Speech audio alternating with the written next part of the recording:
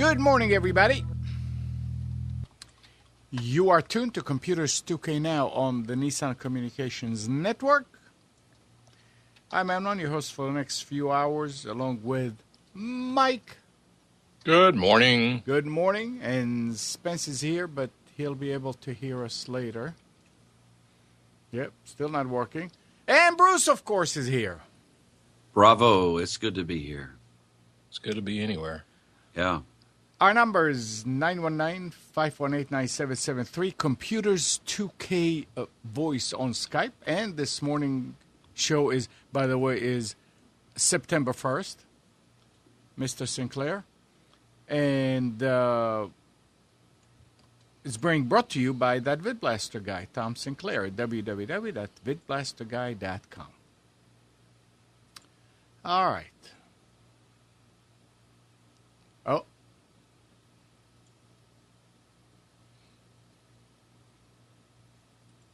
Oh, what? Oh, Spence dropped out, so... He's probably rebooting. Yeah. So what's going on? It looks kind of weird, but it's okay. Wait a minute now. Careful. No, it's fine. No, you. Hey, look. I didn't say Bruce looks weird. That's what you meant, though. No, that's not what I meant. It is what you meant. Now, don't put words in my mouth. I could just move over. Probably the wrong way. Yep, wrong way. Yeah. Well, look at that. Yeah, I can go back and forth between windows here. Oh, hey. Can you lean over and give me a kiss? Not a chance. Nothing personal. Wrong show. Oh, boy. So I wonder if Canes fan Bob has recognized you have the University of Miami colors on there, Mike. Okay, well, that's really great. I'm glad that I do that. I don't know who they are or what they do, but I'm excited that you're excited. All right, I'm excited. I am not a sports person. Mm. I'm a sporting person, but not a sports person. What do you sport? See. Oh, I don't know. I can get my hands just about anything if I'm not careful. Even a MacBook Air. I have one. I have a Mac. Yeah. Not sure where it is, but I have it. Actually, I know where it is. It's right over here. I found some Apple stickers laying around somewhere, which these things are supposed to be like gold, and I don't know what I did with them. I don't really plan to use them. Hmm.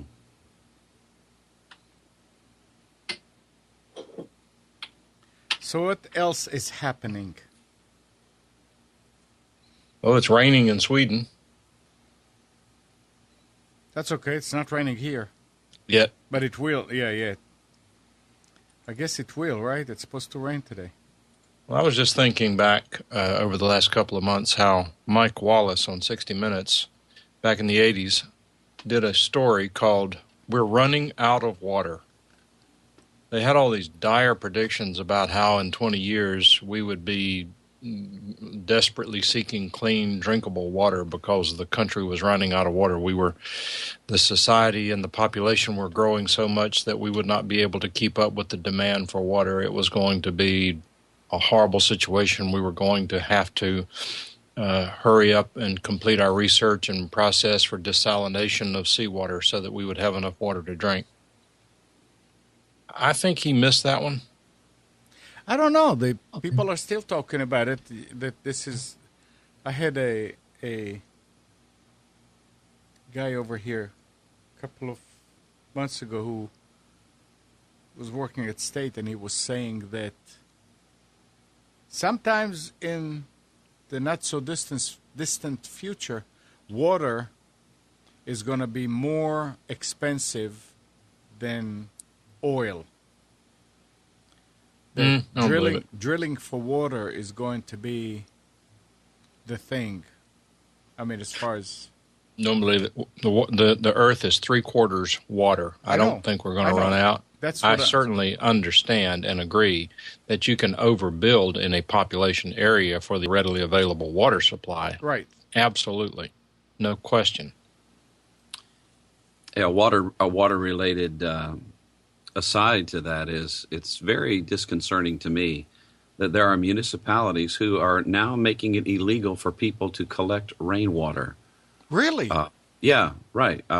Not in our particular area, but I can tell you that my sister-in-law is she's not whacked out or anything else like that, but she does very wisely store some food for any kind of emergency that might come up, and she collects rainwater, and and she's got alternate cooking methods, solar stoves, solar ovens, and stuff like that. But yeah, there are some municipalities that are now not letting people collect rainwater. Wow. Morning, Well, Spence. I mean, if you think about it and really project this out over the long haul, you can sort of understand it that Good morning. You guys are all underwater. that people collecting rainwater would prevent it from getting back into the ground and would diminish the available groundwater supply for the municipality. But that seems to be so far-fetched to me. I would have to see a whole lot more research to show that that's true before I could buy into that.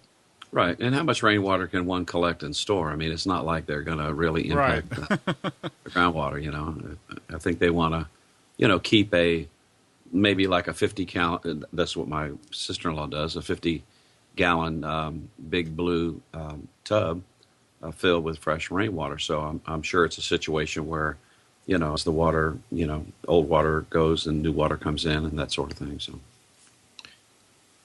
Well, she could always get bottled water and pour it in there. Just save her receipt. What a joke bottled water is. Yeah, Nick could fill up these bottles up in New York because their water up there is, what was it? Someone did a test a few years ago and found out, of all things, New York City water was better quality than most bottled waters that you buy. Why are you saying of all things? I mean, What? why are you saying of all things? New York? What has New York ever done right? Well, can you hear me okay, guys? Yep. Yes. Good. Okay, now I'm back. Digital Power Station crashed on me this Why morning. are you why are you using it? I've been using it all along. I never turned it off. And I had the computer on last night. I had it on this morning. Everything was fine. I started Skype up, and I lost my audio. And now I turned off. I rebooted, turned it off, and now I had to reconfigure Skype. But it's working okay. Oh, the New York City water system was designed like 100 years ago, but it's made up of all these reservoirs that come from the Catskill Mountains. So they've got this wonderful natural purification system where the water flows down through reservoir to reservoir to reservoir, and it's one of the cleanest water supplies in the world. That's why they were so cautious about protecting the water supply, because somebody could just throw some plutonium in it upstream because it's in these big open reservoirs. Oh, so they don't get it from the East River? No. Cary water tastes like it's hooked up to the sewer system. It's just they run it through one of those Brita water filters and then put it back into the system. It's coming from Jordan Lake.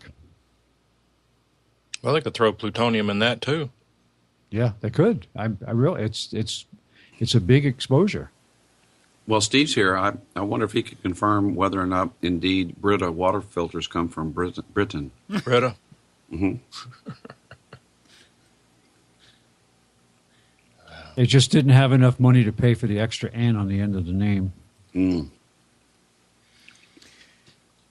So what else is going on, guys? That's about it. You guys have a great week. Okay. No, there's a lot of cell phone news coming out of the IFA trade show in Berlin. As in? Well, LG reveals the G-Pad 8.3 tablet. There's Sony is going to be making an announcement, but they've been talking. about this. This was a rumor. It no longer is a rumor. I can show you just a little quick picture of it. This is You're not under an NDA, are you? No, this is going to be called a Sony. It's not a Sure Shot, but it's something else like that. But it's this thing is a camera in and of itself, and no, that looks more like a camera that has a phone attached to it. It is a standalone camera by itself, but it uses the phone as the viewfinder. But this is a high quality camera and lens. This is not one of those little cameras that lines up against the camera that's built into the phone. This is its totally own camera. I believe it either connects with, I think it connects with the phone via Bluetooth, but you actually see the image. This is kind of an interesting thing. This intrigues me way more than buying one of these Sony cameras with a 18 megapixel lens on the back. But this thing's got zoom and a lot of other things. But this is kind of interesting. I mean, you could, they say the best camera is the one you have with you. So I really like the lens and the camera on my Galaxy Note 2. But you could have this thing in your little bag of tricks. And if you really wanted to do some more serious photography, then this could be an interesting solution. So this is more than an Android and a Canon camera with duct tape together? That's correct, and it's for Android and iOS, and so it just connects via Bluetooth, and then I'm sure there's an app to go along with it. But anyway, that's just one of the things coming out. Sony's going to be making some other announcements. They're going to be talking about a new phone that they're coming out with. Then, of course, later next week, September the 10th, I believe that's next Tuesday, there'll be the big Apple announcement. Their new operating system is called Applesauce. Applesauce? Yeah. And then the great 5C that you can get in pink or purple. Yes. Run right out and get it. I noticed an interesting story that I don't know what the real business undertones there are to this, but apparently Microsoft is working with a venture capital company and offering them potentially a seat on the board. So that's rather interesting. Does that mean that Microsoft needs capital? I don't think so. Yeah. No, I don't think so. But everything means something. I mean, they didn't do it. No, but it makes sense on a whim. It makes sense to take a company like that normally will be investing in products that they figure is going to make it. They're from the outside. They can be on the board, and they can actually help Microsoft come up or kill certain things and say, no, this is not going to work. Oh, I agree. And maybe it's just because professionals. It's because of the Ballmer announcement that now that maybe Ballmer objected to this, and now that he's going to be leaving, now that opens the door to actually have some more outside influence. Yeah. It's you can go and hire all the advisors that you can find, but a company that is going to be putting up money for something is going to do really good research to see whether they should invest in that or not. And these are normally people that probably can figure it out. And if they are part, that's smart. Yep, I would say smart. Absolutely. I'm sorry, I was muted. I was saying you have to love the British. I hope Steve will call in because Tech Radar, which is a technology website in the UK, their headline says Ballmer is out. Anyone, even a trained chimp, in? Oh, come on. Oops. That's what the headline is. Yeah, that's a little bit on the mean side. I can show you. There's the headline right there. Ballmer is out. Anyone, even a trained chimp, in. That's mean. Yeah, That's really that's mean. uncalled for. No. But is it British? Tis British. Come on, Steve, call in. So, Bruce, what did you think of the? I didn't realize that the new Moto X from Motorola is actually going to be manufactured in Texas, and they said that it won't add to the. Now they say it won't add to the price. I don't know what the numbers look like, but very interesting. Yeah. It's of course parts come from all over, but it will be assembled in Texas. Yeah. But the fact that it's assembled in the U.S. is yeah. Well, they're saying it will carry the Made in USA designation. I guess it has to be 51% U.S. content to say that. But, very interesting. It's also interesting, and this is a story that just kind of won't die, and I know it's coming, but, Samsung is also going to announce on the 4th their Galaxy Gear, which is their smartwatch. And I noticed yesterday in the news that Google purchased smartwatch designer WIM, that's WIMM, in an effort to increase wearable technology. So this is going to come. So that means it's a win-win? I mean, they bought it on a whim. It's a whim. win-win. I thought you said WIM, WIMM. Yeah, we can still make something funny out of it, Spencer. Yeah. Oh, well. Well, October, we're going to have Windows 8.1. Just like Sean said it was already out. well, Windows 8.1 will be released to end users in October. You must be talking to betas. RTM is being released now. Windows 8.1, codename Blue, is introducing a number of changes designed to make the new operating system more palatable to current Windows users. What a concept! I've heard don't get too excited. Windows 8.1 is adding a start button, a boot straight to desktop option, the ability to unpin all Metro apps, built-in tutorials, an improved Windows Store, and a host of other consumer and business-focused features. Microsoft launched its one and only Windows 8.1 consumer preview test build in late June. When you say improved Windows stores, does that mean there will actually be one nearby? I don't know. What did you hear, Mike? Oh, I heard, I wasn't paying that close attention, but something like the start button's not really a start button. It simply takes you to the Metro desktop. That it really was nothing to get excited about. Yeah, but if you can unpin all the Metro... Well, that's what I say. I had not heard that, and and maybe something like that may make it better. I don't know what... I haven't touched it or played with it. I'm not convinced that Sean or whoever was telling me had really played with it that much either. But time will tell. I mean, we had some discussions during the week with regard to the same thing we talked about last week, and that's enterprise use of Windows 8 and others, and that if Microsoft doesn't do something to make Windows 8 more user-friendly, they're going to have a problem, because Brian,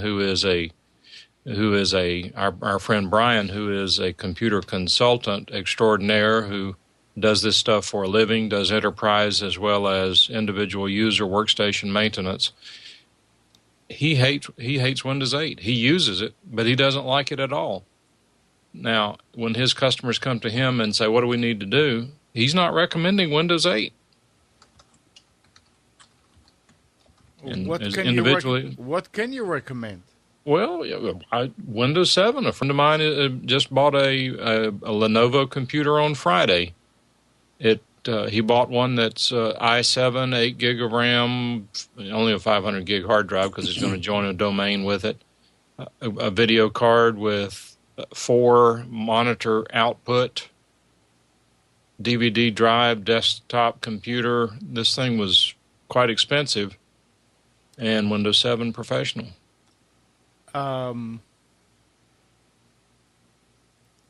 It's easier said than done today to find computers with Windows 7. You can order them through Lenovo, Brent Steele. You can still order one new if you specify Windows 7. I suspect you're probably getting a Windows 8 license with a downgrade or upgrade, whichever way you look at it. But his will come in fully configured Windows 7 Professional.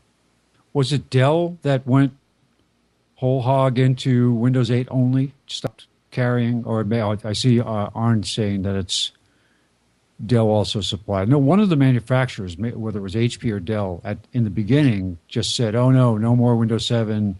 That's it. We're done. And it backfired on them, and they had to start carrying it again, especially for corporate users. That's Microsoft. Yeah. Windows 7 no, Microsoft was not is available. The one that had... Probably, yeah. Well, I don't know what the circumstances. Remember XP? When they were trying to do away with it and had to come back with more licenses? Yes. Well, corporate... I'm wondering if the same thing is going to happen with Windows 7. Corporate licenses, corporate users who are adding licenses, they still have their contract in place for, I think it's usually a 3-year term on renewable licenses, and they're just now moving off of XP to 7, a lot of companies. And they're not going to jump to 8 for a long time. After last week's discussion, I realized I left early, so I don't know whether you talked about this anymore or not, about adoption of Windows 8. But I was thinking a lot about how now the big thing is touchscreen laptops.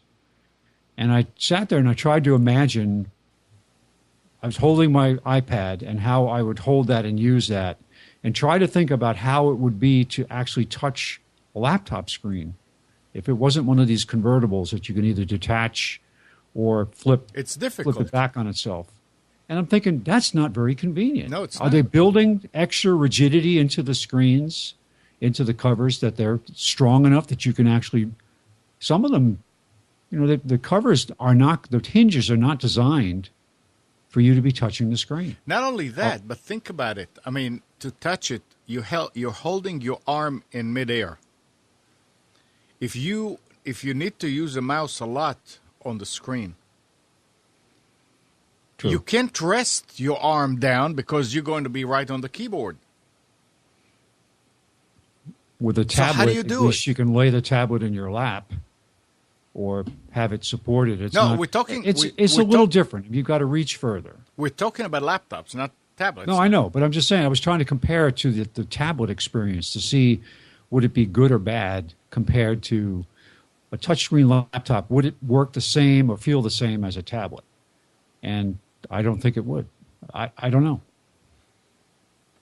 I don't know either. But there's a whole bunch of them out there now. I mean, to look in the store, and we'll get to the specials later, there's a lot of touchscreen laptops, and the prices are coming down. And if they've people got one laptop. Go ahead. Sorry, go ahead. No, I'm saying, and the point that we've been making is that if people buy into this, if they get to where they really like it, then Microsoft really made the right gamble in addressing a touch-sensitive operating system. But if people don't embrace this touchscreen stuff, I think that this Windows 8 can be nothing less than a debacle. Time will tell. Time will tell. Before we go too far, Kane's fan Bob is asking about anti-spyware software. And in my opinion, the best thing that you can get is Malwarebytes, the free version, not the trial version, just the free version. Right.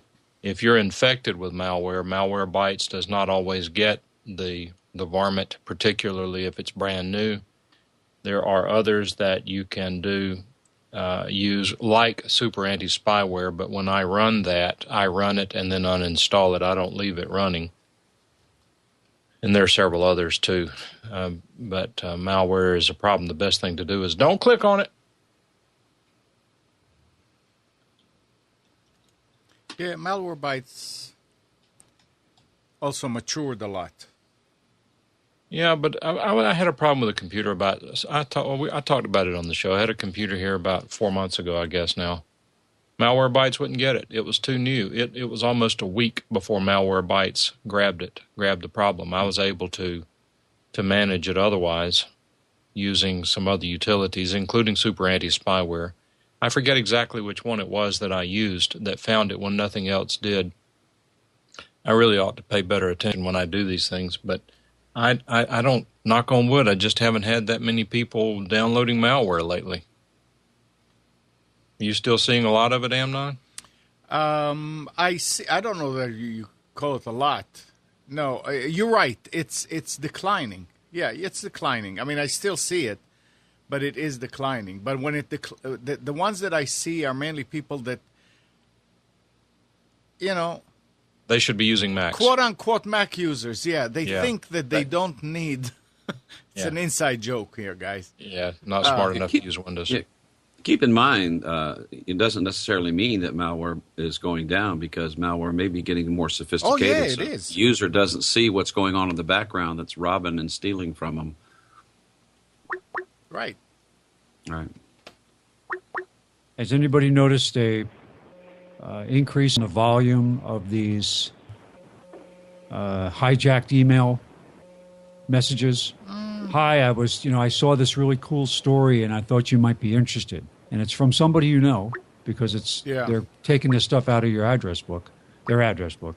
But I've noticed I got 2 or 3 just in the last week, and they're some of them are blatantly obvious, but others, if you're not thinking about it, oh, okay, I'll look. I'll click on this to see what they're trying to send me. Don't. Don't click the button. I actually, Mindspring, or I should say Earthlink, I have a Mindspring account, actually picked up a couple of things as known viruses, 2 emails that came in that were from some type of postal service or something like that, PostX, that was... the email itself was the virus, just opening the email. And it said, do not open this unless you do it in webmail. Otherwise, you will infect your machine. Let's see. Steve is here.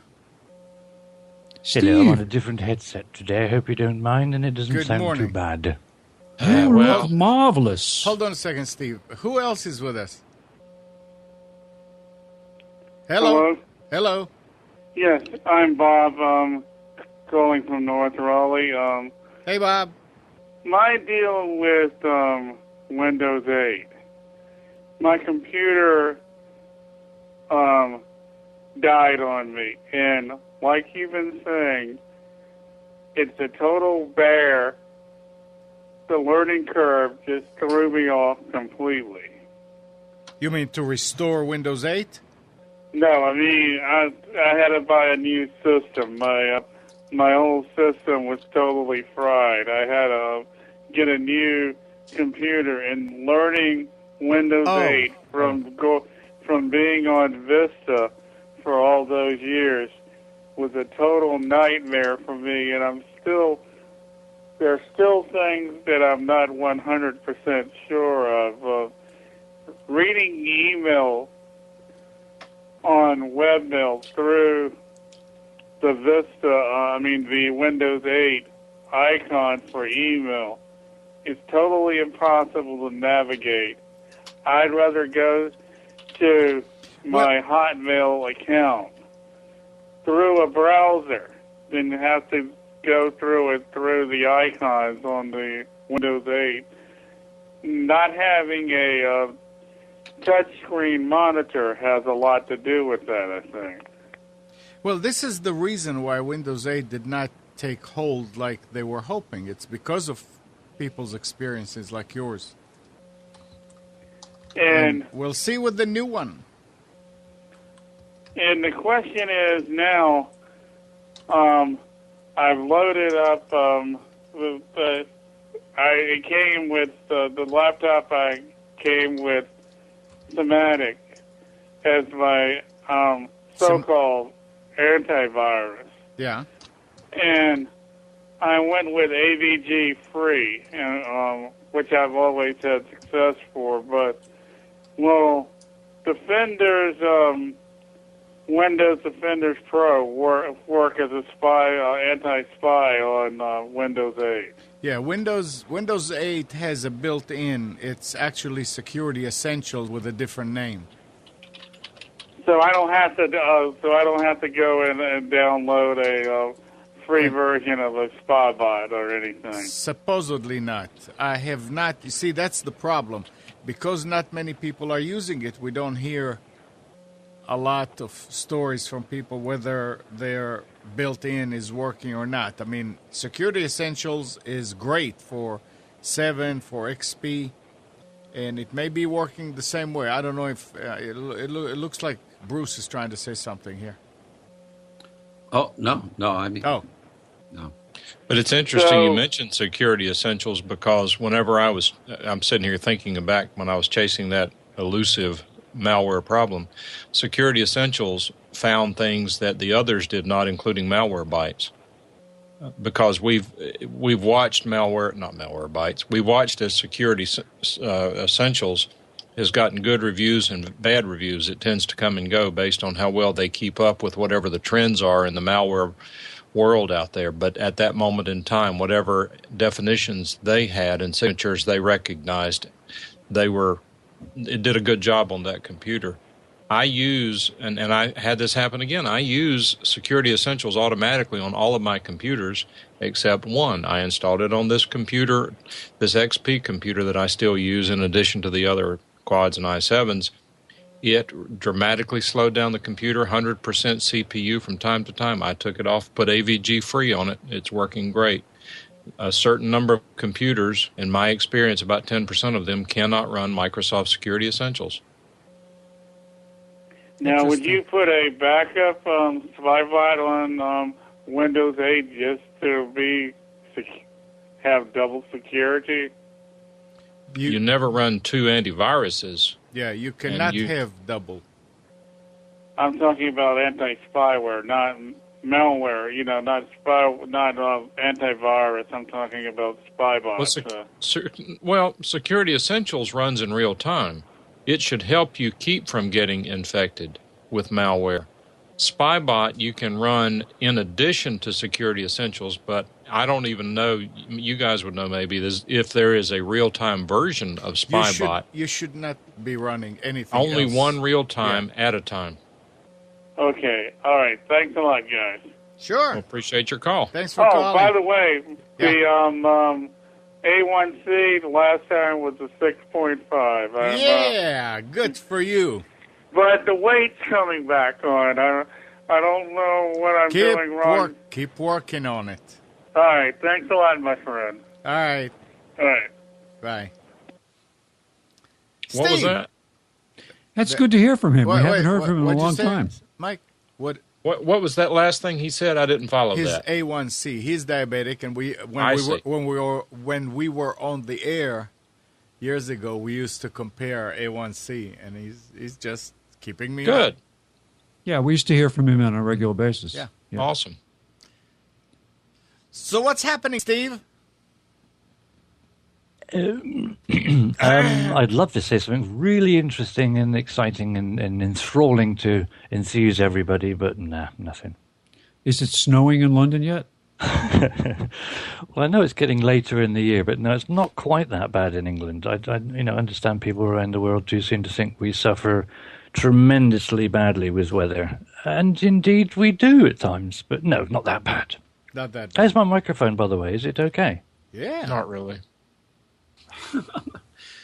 Well, I knew Mike would say that, but I mean, I'm audible, am I? You don't sound like your real self. You got a cold or something. Well, I have got a bit of a cold. Well, I've only got one of the Audio Technicas, you see, and at the moment I'm on the laptop because I'm fed up with the processor on the computer that I have been using going at 98% when I'm trying to watch the video and stuff. So I'm using my laptop, which is a lovely little Lenovo, or Lenovo? I don't know how you want to pronounce it, whichever part of the world you happen to be from. Lenovo, whatever. It's only an i3, but the process is barely being used at all. Get a Mac. Which is awesome. Hey, Andrew. Good morning, guys. Good morning. How are you? Good morning, Andrew. I'm glad Andrew called because I wanted to ask him about a story. Can I do that, Amnon? Yeah. Absolutely, you can. Okay, so let me go ahead and make this a little bit Steve, bigger. we'll get back to your story. Yeah. Yes. Okay. So this is a story on TechCrunch about an app that had been banned from the App Store called Bang with Friends. I think Andrew might be best to comment on this story. It I saw the. I really.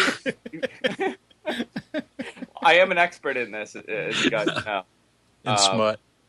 Well, I only have one question, actually. Is it compulsory? Well, the app's coming back. Only now it's going to be called Down. So, and it's like it's like, are you down with this? Are you down with that? I'm afraid to make a profile. Like, I want to make a profile to see which one of my friends are actually using this, and I imagine it's mostly guys. But Yeah. I'm afraid to make the app, and they're like, "Oh, did you see Andrew on Bang with Friends?" Well, explain to the rest of us what we're talking about. I think Bruce would be able to better explain it. Well, it's a Facebook friend hookup app that was engulfed with a lot of controversy earlier this year, but it's coming back, and now it's going to be called Down. And the concept behind Bang with Friends is that you got some people work up. You open up the app and you select which one of your Facebook friends you want to have a romantic steak dinner with, followed by a screening of The Notebook. Or hook up with. It's all kept anonymous unless the person picks you as a would-be fling in turn. And if there's a match, then Bang with Friends attempts to connect the dots. And after a recent update, users can also mark a friend as someone they'd like to, quote, hang with. So anyway, a bang buddy. So it's going to come back as Down. So gone are all the traces of the word bang. Gone is the app's uber-suggestive launch screen imagery. The app is now called Down. So anyway, down to share a pop, down to go It's kite. probably how it's going to make you feel, rather down. There are many apps like that. Like, there's apps for the iPhone where, depending on, I guess you'd use a GPS, like, it tells you who's within a certain proximity of you. And it shows those people that have signed up for that software. So it says, like, oh, Mike Phillips, he's looking to, have some fun tonight. And it'll say, like, you're 2 miles away from Mike. You want to ping him? Sounds dangerous to me. Is this a ping? Is that an innuendo for something else, is it? No, it's not. Yes. Packet loss Okay. is also an innuendo for something else. All right, I now, what see. about child molesters? I don't know. I expect they have an app all for themselves. It's probably called App or something. Mm-hmm. I'm I don't know about gonna this. put This Poco on it. connect- I mean, listen, who knows? It might be a good thing. People might be having a good time with it. I don't like this kind of proximity thing. I mean, not that I've got many friends anyway, but if I did have that kind of thing on my device, I wouldn't know that somebody, I'm walking down the street and someone hiding around that corner is somebody I know, because they might jump out and go boo, and I don't like surprises. Yeah, you've probably seen some of the news stories, and I think they're very important news stories. And I know that for us as a family, we've chosen to turn off the location features on photos and stuff that we check, because it is proven that there are child molesters out there who get data. You could right click on a picture in Facebook or whatever and find out not only what's their favorite park play in, but what part of the park they like to go to the most, just based on the pictures and the location information there. So one has to be very wise. You're right, and it is scary how much information we put out there, and things that we would have 20 years ago thought were very private, where you wouldn't tell a stranger where you're going to eat and what you're doing and what time you come home. But now everything is out there in the open. We have this false sense of anonymity because it's the internet, but the reality is everybody's on the internet now and everybody knows what you're doing. Well, that's the daft thing, isn't it? Years ago, you'd think, well, you don't tell anybody you're going on holiday, or you're going on a weekly shop, or you're going to the beach for the weekend. Nowadays, you don't even think, well, I don't do it because I don't do it because I'm a sensible person, but the average person doesn't think twice about putting in, let my mates know that I'm going downtown and I'll see them in the coffee shop, whatever. It's gone to the complete opposite of what it used to be like when you're sort of sensible and common sense would say, let's protect myself and my belongings. Now it's like free for all. Well, I'll give you an example. One of my friends recently filed bankruptcy. He was in the finance business. He made a lot of money, and then obviously he didn't make any money after that, and he filed bankruptcy. Yesterday evening, he posted a picture of a brand new Mercedes he just bought. And this is a guy that just filed bankruptcy. I don't know if bankruptcy works the same in the US as it does over here in the UK, but I briefly looked into certain aspects of it back along, and it just blew me away. I thought, what?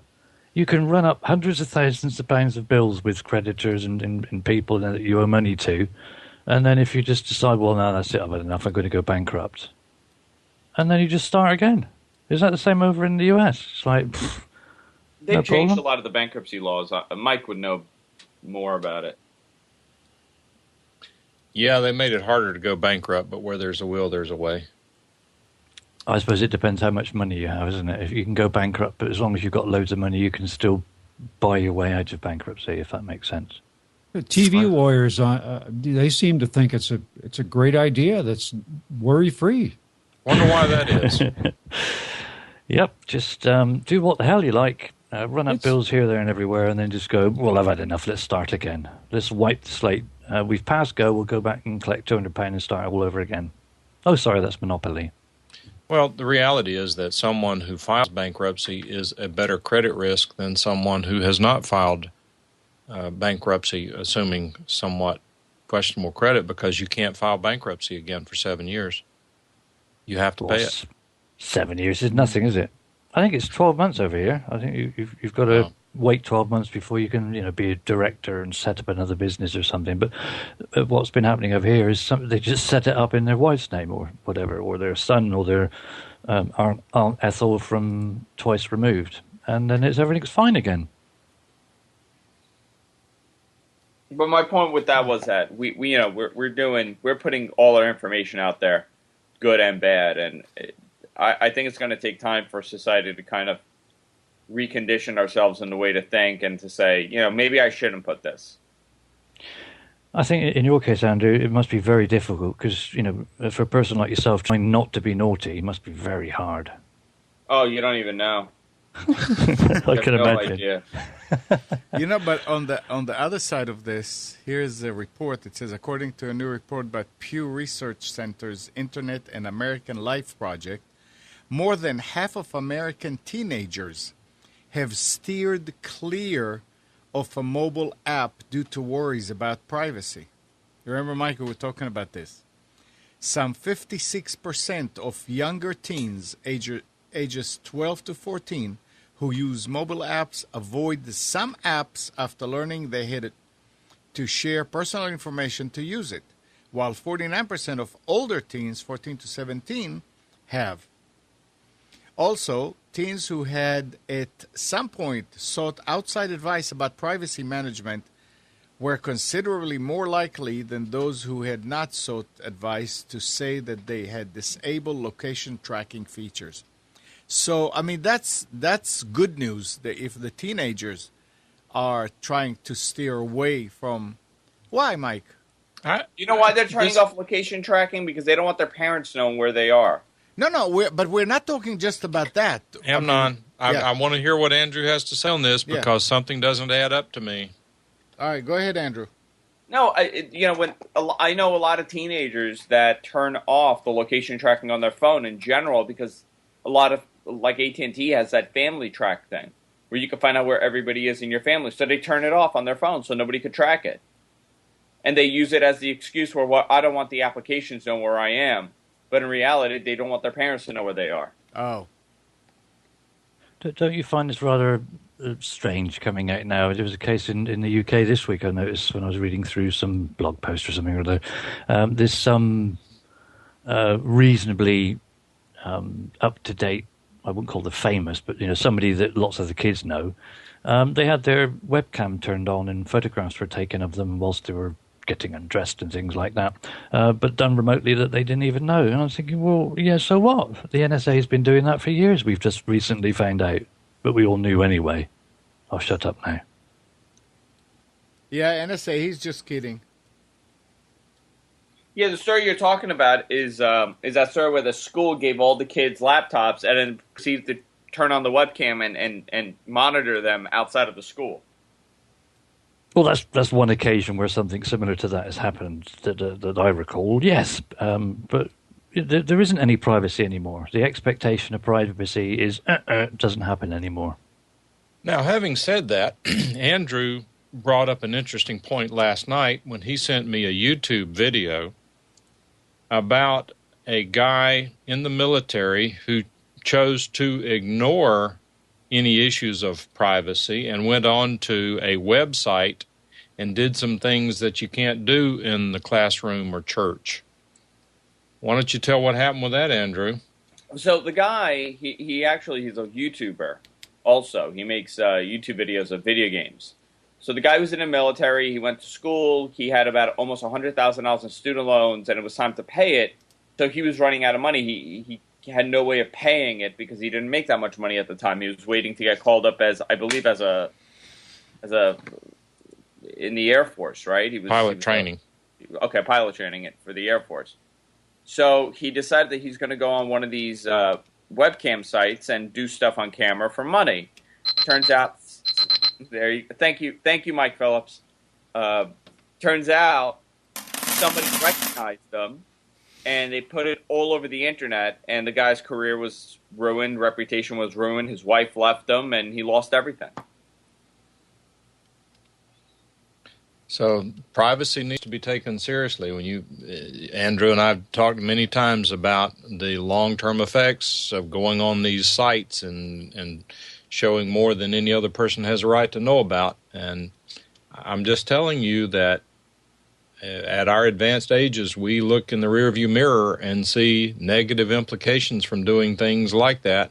The younger generation doesn't see it. They've got these 18, 19, 20, 21-year-old males and females apparently on these sites doing some very disgusting things in my mind, and just doing it all for money, and they don't see anything wrong with it.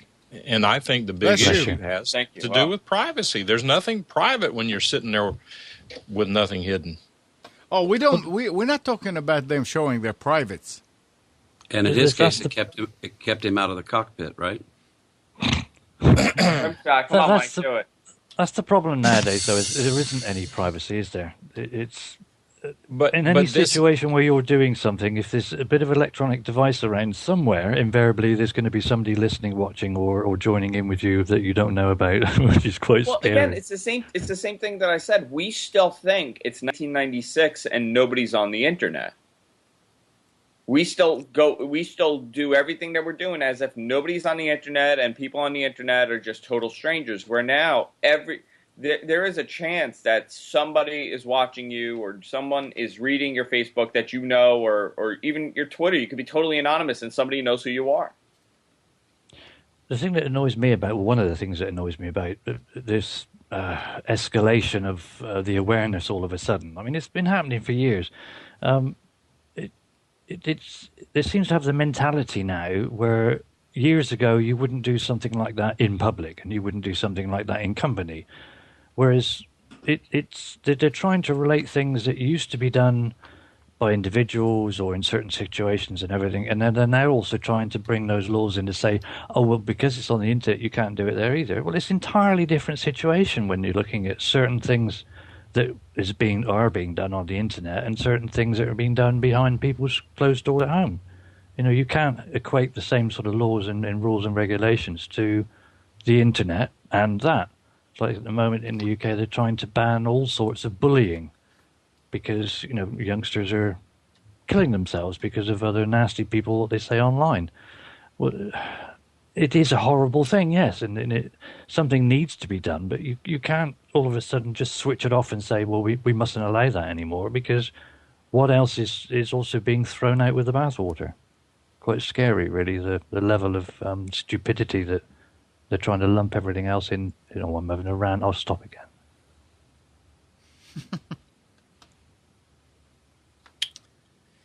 Well, I do think that there will be long-term negative effects from people just wholesale giving up their privacy and their dignity.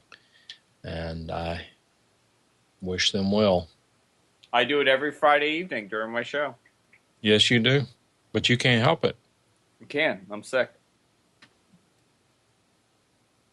All right. So Joe DeMax posted getprsm.com, introducing a brand new way to share everything. No ads, unlimited storage, 320 million strong. What is it? It's Prism. It's the NSA. Prism. I was going to say about NSA, I don't mind them listening in. What aggravates me is they don't show up on the viewer count. Right. They need to bring up our ratings. Right. You're right. Who's logged in as Joe DeMax? Made with Love in Fort Meade. I love it. It's great.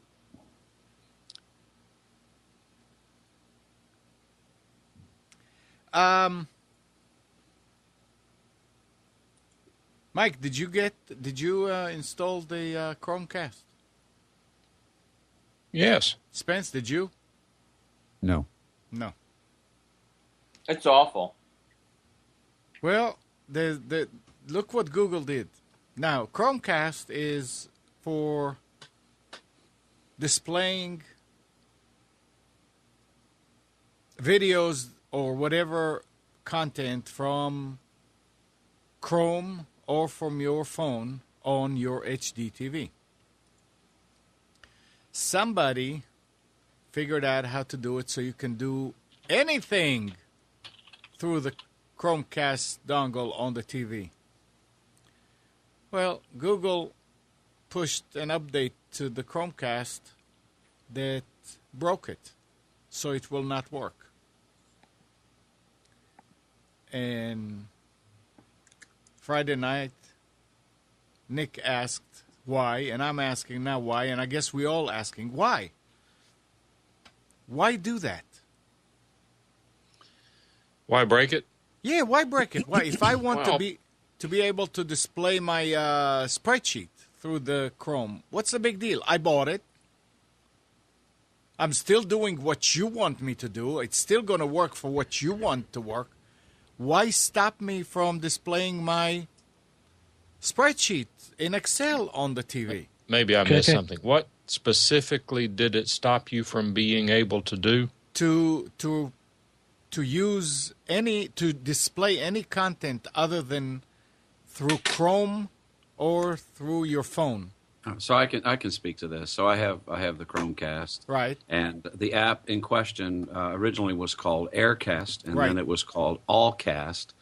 And this app, you got to understand that the Chromecast, the way it works is you tell it from your phone, what it is you want to send over there. Like let's say a YouTube video, then the Chromecast goes up to the cloud and gets the video and plays it from the cloud. It doesn't play it directly from your phone. Right, from your router. So, yeah. Right. And so what Aircast would do, it would allow you to play video content that you had stored in your Dropbox account, yeah, Google Drive, and other things. And so, this API is very much in beta. So the question, some people, got really upset saying that Google broke this intentionally.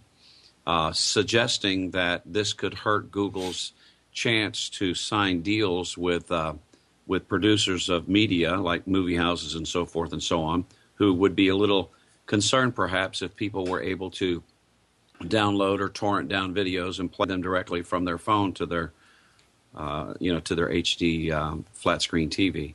I think it was much ado about nothing. I think Google will eventually allow this to be a part of it, but it's a beta API, and they change the API, and this happens a lot of times. If a guy, and this app Aircast was not available on the Play Store because it violated terms of service. It wasn't written according to the approved API, so he put it out there, and a bunch of people side-loaded it, myself included, and it has a lot of interesting features. And I was disappointed that I was no longer able to use it that way.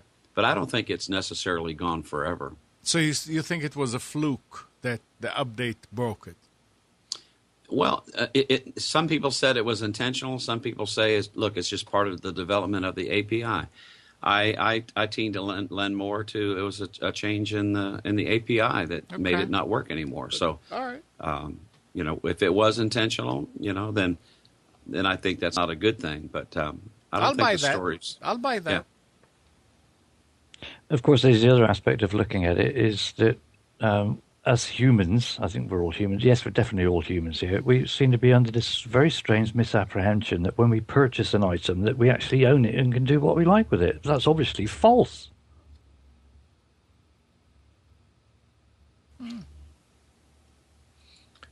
Sony have been trying for ages to say, well, no, just because you buy our PlayStations doesn't mean to say you can do what you like with them. And how dare you want to take the screw out of that? That doesn't belong to you. You just give us the money for it. It's not your product. It's ours still. Well, there is that. Yeah, and Google made it very clear that this is just the beginning, that there are other people. We know that HBO to go and other media outlets, creators are going to sign on. I think you're going to see Hulu Plus be able to go to Chromecast and a lot of other things. So, it's a work in development, but I like it. It was pretty good in the beginning, and then I started using it more and more, and I started experiencing a lot of issues. Like one problem that I have with mine is that every 30 seconds the screen goes black. With Chrome? I've tried everything to kind of fix this, and it just doesn't stop doing it. That's interference from your Aereo device. That's whatever somebody runs a microwave in your neighborhood. Yeah. Every time a car drives by. Every 30 seconds, that's probably the frequency of time scale when the NSA are scanning your system. You want to hear something bizarre, Mike? And you guys might find this interesting. The other night, and I swear to you, I was semi sober at the time. The other night, what time of the day was this? What? He was dreaming. No, it really happened. I was laying in bed and I was watching TV, and I started getting interference on the TV, and I said, "Wow, that's a little weird." And there was a helicopter right across the street, flying low. It was a police helicopter, and I was getting interference from their, I guess, communication. I was hearing them on my TV. That's not unusual. But it was so clear. I mean, I've had that happen in the past, but never this clear. And I could hear everything they were saying, and it was on for maybe 5 minutes. Wow. Well, I've had a similar thing with the taxi control office coming across on, anything that's wireless could have interference, isn't it? And the more and more things that are going wireless nowadays, it is quite scary. You could turn your microwave on and fry the cat.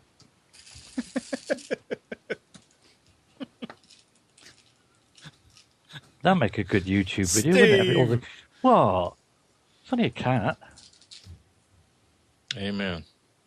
I used to hear my neighbors all the time on my brother's baby monitor when I was a kid. I don't think you ought to be admitting this. No, those were aliens. That's what I thought. What was that movie? Signs? About the aliens being heard on the baby monitor? Got to go back and watch that again. Is that the one with Mel Gibson? Shyamalan? Yeah, with Mel Gibson. Yes. Yeah, it was a good movie. Doesn't ring a bell. No, we're going ding-a-ling-a-ling-a-ling if it did. Oh, wait a minute. Okay. All right, go ahead. Thank you. Anytime. Steve, you Brits have creative, no, we don't. creative minds. Listen to this one. You're right, some of us do. A man targeted by marketing companies is making money from cold calls with his own premium rate phone number. So far, he's made £300 profit following £10 plus VAT initial investment. The premium rate regulator has strongly discouraged the practice, as it violates the code of practice. Nevertheless, the novel idea is sure to resonate with everyone worn down by mindless cold calling. So you guys can get a number that whoever calls it will have to pay themselves to call you, correct? Just like the 900 numbers here? Yeah. You can... And yes, does it basically. have... Is it recognized that this number is such a thing? How do you know if you're calling a number that requires you to pay to call it? They usually start with 2 or 3 digits that are generally the same. Like over here, 0800 numbers. You've got 0800 numbers there as well, have you? Which are free to call. Yeah. 900. 900 is the pay. Yeah. Right. Here. That's pretty much the same over here. So, but then again, if you're an old person that doesn't really know that much, for instance, my father, who's 83, he wouldn't have the faintest idea that a number starting 090 is going to cost him £1.50 a minute. Wow. So these cold callers, those telemarketers, are stupid too in that case. Something doesn't add up, Amnon. Well, what if I did this? What if you called my home number, but I forwarded my home number That's true. to Good point. a 900? That's if what you a lot of them are forwarded doing. your home number, then you would be paying it. Yeah, that's right. But then I'm paying. Yeah, that's right. You will be paying it, yeah. What a lot of them Yeah, are doing yeah. are using the digital phone systems and things to give the impression that you're calling such a standard rate number, but they're actually putting you through like a £1.50 per minute number, or just by connecting the once you get charged £1.50. Really is But scary. you know what it is, mate? Even here in the States, we have other area codes that are pay numbers. It's not just 900. Maybe it's one of the, we have 855, which is like an 800 number. Yeah. What if, it could just be like an obscure pay number, and whenever he signs up for a service, that's the number he gives, and these idiots don't know that everything's automated. They just put it in. Well, maybe, but I would think that any of these dialing machines are sophisticated enough not to dial a 900 number. Yeah, Joe, it's an 855. Something. No comment. I just, something smells about the story. Steve, could you research that and get back to us, please? Yes, I'll get right on that for you. Thank you. I love these things. Mike, are you giving Steve homework? No, I'm asking him to do us a favor. That's nice. If anyone wants to give me any other work, by the way, I'm starting to get rather bored because winter's coming. Please don't hesitate. You've got my email address. Just send me an email and I'll be glad to help. All right. So what were you saying, Andrew? I said I love these things. I want to come up with scams all the time. Well, I don't like scams where I'm taking advantage of somebody, but I do like we'll call them scams, but situations where I take the piss out of somebody because I quite like that. But I think that's just the British, isn't it? We like to take the mickey out of people and what's the word? There's a word for it, isn't there? But my brain isn't working because it's Sunday. That's my excuse, and I'm sticking to it. You haven't had a drink yet. That's my problem. I've had coffee, but unfortunately there's been no vodka in it because I ran out. All donations of vodka gratefully received. Do you So believe your that her knickers are in a Jessica twist. was out all week, and then she's now interfering in my plans? I want to go out drinking at 11 o'clock this morning, and she said no. You believe the nerve? God, the nerve of some women. Are you saying something, Bruce? Or was that just you, Spence? wrong. No, I was just saying it sounded like Steve had his knickers in a twist. Uh-oh. Well, Good morning, had I Nick. been wearing some. morning, Nick. Good morning. How's God, I everybody got to doing? leave now. I can't be on the phone with him. It's fine. I just thought about I something, understand. Andrew. I Yes, sir. understand. If you moved over to the UK, you could start drinking 5 hours earlier in the day. I could, but I do it anyway. That would only work for the first day. Oh. Yeah. One advantage Only you for the do first have. day. Everything else goes back to normal after that. One advantage that is a definite advantage over here in the UK. You don't have to put them in a brown paper bag. What do you Well, use? yeah. What kind of bag? You don't have to have any bags. You don't have to conceal the fact that you're drinking on the street. It's brilliant. It is. You know what I do? I don't use the bag. I either every time I go to the bar and it's time for me to leave and I have a little bit more drinks in me, I'll tell them to put it in a coffee cup and I go out and I just walk around town with my coffee cup. Or I take wine and I put it in a empty Coca-Cola can. Yep. I think I'm sipping Coke all day. The use of a brown paper bag is kind of ridiculous anyway because, paper is absorbent. You want it in a glass or tin or something. Mm. Well, you just have to drink it quickly before the bag gets too soggy. Just put a straw in it. Open your mouth and hold the bag above it. That's the way it works. Remedies like this do indicate a serious problem. What I find amazing is we've got 57 viewers watching this and listening to this. Yes, folks, this is live. And in color. Yeah, and in colour. Amazing. Where did you buy that? Is it orange or red T-shirt there, Mike? It's doing my head in. I can definitely tell that Amnon has got a red T-shirt on, but yours, it's... Mike got it from the county jail. It's on the edge. It's like almost red, almost orange, not making its mind up. Well, according to Bruce, it's some sports team colors, green and orange. Really? Mike, do you have the Miami inmate number on the back? Say again, Andrew? Is the inmate number on the back or on the front? This one may not have it. Isn't it normally under the left armpit? I'm not looking. Yes, that's the sort of thing you need to hold up and let somebody else give you the ripping and the tearing. The ripping and the tearing. Oh, my goodness. Oh, sorry about that, Clunk. I was going to take a slurp. 919-518-9773, Computers 2K voice on Skype. What's happening, Nick? So I kind of have some good news. Yeah? My phone is all of a sudden charging again. Uh-oh. Charging at full power now. Really? Yeah. Hey. Come on, Mike. Really? Hey, Nick, I would tell you this. I had an issue Too late. where I found out that one of my white OEM Samsung USB cables was bad. Yeah, I believe the cable's fine, but now, so last night, I came upstairs, I had my phone on, and I was, still frustrated about it not charging. So I did what I did the first time to try to get it to charging, as I just kept plugging the USB cable in and wiggling it around and then taking it out. And I did that probably 15 times. Then all of a sudden it just started charging. So I turned it off and I let it charge up to about 90%, and I pulled the cable, and it still showed that it was charging while it was off. So then I pulled the battery out, and that makes me think that the battery's faulty, because it still thought that it was charging even though it wasn't plugged in. Oh, you should have left it like that. It probably would be perpetual charge on it. Yeah, wouldn't even have to have a charger. Yeah. Perpetual motion Yeah. machine. You're still getting it replaced, though, right? Yeah. Well, I'm gonna test. I'm getting some new batteries. I mean, I'll keep it for a little longer, just so if I don't have to send it back, I don't. But most likely, yes.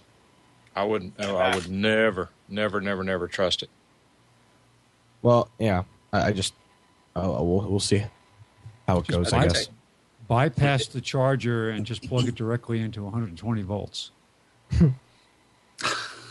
So where were you yesterday, Nick? Almost always fix it. I had some friends over. Oh, okay. Well, See, Yeah, that'll real teach you friends. to have Gotcha. friends, wouldn't it? priority straight. Yeah. See, I told you, Mike, it's happening. What's happening? It's I happening know. slowly. It's happening. I know. Friends. Why? Was there no hangouts because I wasn't around? No, nothing. Don't you say what anything I about predict is Hangouts to slowly me. happening. Okay. Yeah. I was Sorry. really upset about Hangouts last I night. might not be here Monday either, so I'll know. Months from now, you know what he's going to be doing? Andrew Zarian who? Amnon Nissan who? Yep. What's He's going to pull a Roku? Joe DeMax, What's right? Roku? What's a Roku? No, never. Planet He's Earth, gonna- I've never been there. Hey, Nick, Joe I can who? tell you, my wife's contract is up on her phone, and she's been researching a lot of phones, and she keeps grabbing my Note 2 and looking at it. She says, "I really like this screen. I really like this screen." So I really think she's ready to pull the trigger on the Note 2, and Don't when have they her get announce the the Note Note 3, the Note 2 price is going to go down, so probably able to pick it up for less than $100. I'd have her get the Note 3. Get the new one. You mean quicker. you mean get the Note 3, give it to me, and then I give her my Note 2, and she doesn't know the difference? That's exactly what you should do. You should give her that. Nick, you are so young and wet behind the ears, son. You'll learn. If Mom ain't happy, ain't nobody happy. Oh, but if she really likes the Note 2, I wouldn't have her buy a phone that's already a generation old. The Note 2 is a fabulous phone, though. It is, but it's a generation old. Wait a second. Spence, can you explain? Well, that's Andrew when he gets done with one of his pub crawls. I think I've ended up like that a couple times. Now, Spencer, don't you agree that, one of the biggest improvements they could make to XSplit would be to allow you to create a shot without it showing Yes. live the creation. A preview, absolutely. Yeah. How do you do that? Edit another scene. How does that work? I haven't seen that feature. Well, no, it's it's not yet. a feature. We're saying it would be a feature that they really ought to add. Yeah. Oh, I thought you said To be able to edit a scene off camera, essentially. Yeah. Which reminds me to say that this show is brought to you by That VidBlaster Guy. You can find out more about That VidBlaster Guy at thatvidblasterguy.com. Say hi to Tom. Tell him that you heard about it on Computers 2K Now. Since we're on the topic, Wirecast 5 is going to be unveiled next week. Wait, speaking of Tom, Wirecast is going to be... What is that? Yeah, that's right. Yeah. Ooh. Brilliant link there, Andrew. Well done. It's another infraction. Practice makes perfect. I haven't used that piece of junk in a while, so Wow. I'm done with that software. Now, okay, so why don't you explain why you're done with the software? Because I don't think people that aren't in the Hangouts have no clue. Okay, It's yeah, but honestly why the is it worst. the worst? Why is it the worst? It doesn't work. Why doesn't it work? Come on. Be a It little more drops descriptive. frames, there's Okay. tearing, there's crashing. You can't select the video format that you want to record in. You had options. It's gone now. It doesn't stream properly. Every piece of that software is horrendous. It no longer functions the way it's supposed to, and I'm finished with it. Okay. They got That's- $4,000 out of me, and good riddance. I think, Andrew, you ought to really say it like it is. I'm actually holding back. I have a lot more to say.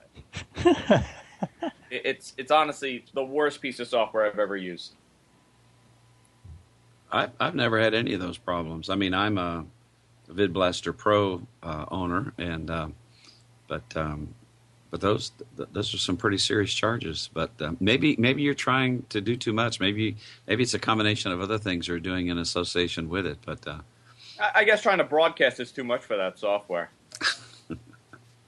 That's really what it's come down to. In all seriousness, it was, in my opinion, it was far more superior than Wirecast for a while, and it has not furthered. It has not grown beyond what it is. I'm able to do so much more with Wirecast, and it's unbelievable. Why don't you explain? I hated that. So I hated Wirecast. Everybody here probably knows I used to bash it all the time.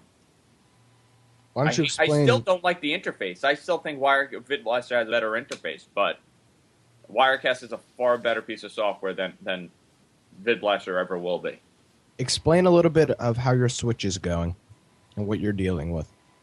Oh yeah. I'm still getting the hang of it. It's Okay. still a little different. The concept of these layers I don't like. I like the modular aspect of it.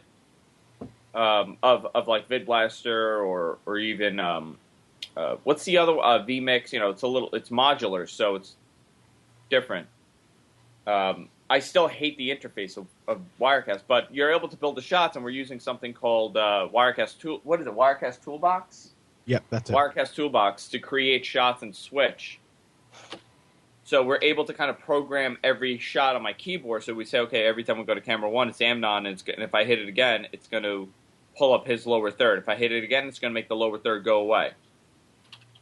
I can Yeah. assign lower thirds to shots, which you can't do properly. I thought that vMix was more like Wirecast when I saw the videos. Well, it looks modular to me. Yeah, but I looks mean, more- it still has all the layers and everything like Wirecast.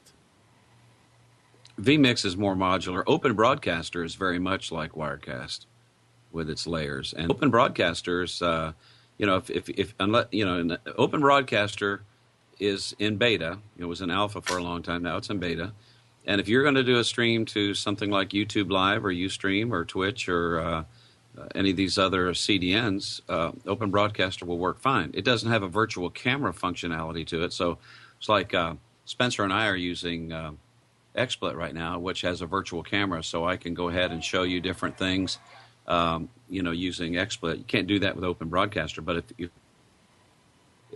there are so many options now for doing this. From free to very expensive, and we are in the twilight zone. I don't know. I don't have problems with switching and setting up stuff with VidBlaster. I don't like the CPU usage that it does. Of course, he's got a bunch of other bugs that he actually introduced into the software. I wouldn't say by design, but it is by design. No, it is by design. He removed features. He removed. Yeah. No, I'm talking about like the play list and things like that. It's because he just didn't bother rewrite them when he went with the newer version. See, this is my problem. The newer version, he released this new version. He's asking for money for it, obviously, and it's not done. And it's not done. It's incomplete. Correct. And on top of that, the features are removed. And when you bring it up, he goes, "Well, it's a beta. If you want those features, use the old one." Yeah. Well, I just paid you with that. So, but when the time comes to upgrade to, let's say, version 4, when that comes out, he doesn't start counting your 1 year from the time of the release. He starts counting the time of your purchase. Yeah. So when the final version could come out in a year from now. Yeah, he's got all kind of creative ways of tripping you. Insane. It's insane, really. Yeah. Well, thank God that there are others out there, and we can actually make the best out of everything, and we can always use something else. And I'm sure that there will be others still to come. There's a lot developing. Yeah. Development happening. And that's what's. By the way, people in the chat are saying that I said Wirecast in the beginning. I don't remember saying that Wirecast is bad. I was implying that Wirecast has a new version coming out, and it's supposedly really good. Yeah, I always felt like that whenever a new version of a competing product comes out, it's going to be better than what I'm using, because they're going to look at what the competitors have and say, okay, let's build this, let's do this, and okay, let's release it now.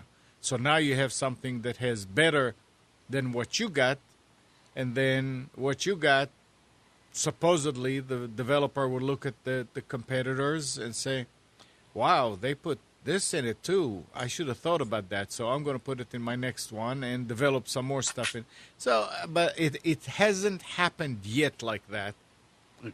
Let me ask a question, and my question doesn't have to do with which of these products is the best, talking about VidBlaster, XSplit, Wirecast, vMix, Open Broadcaster.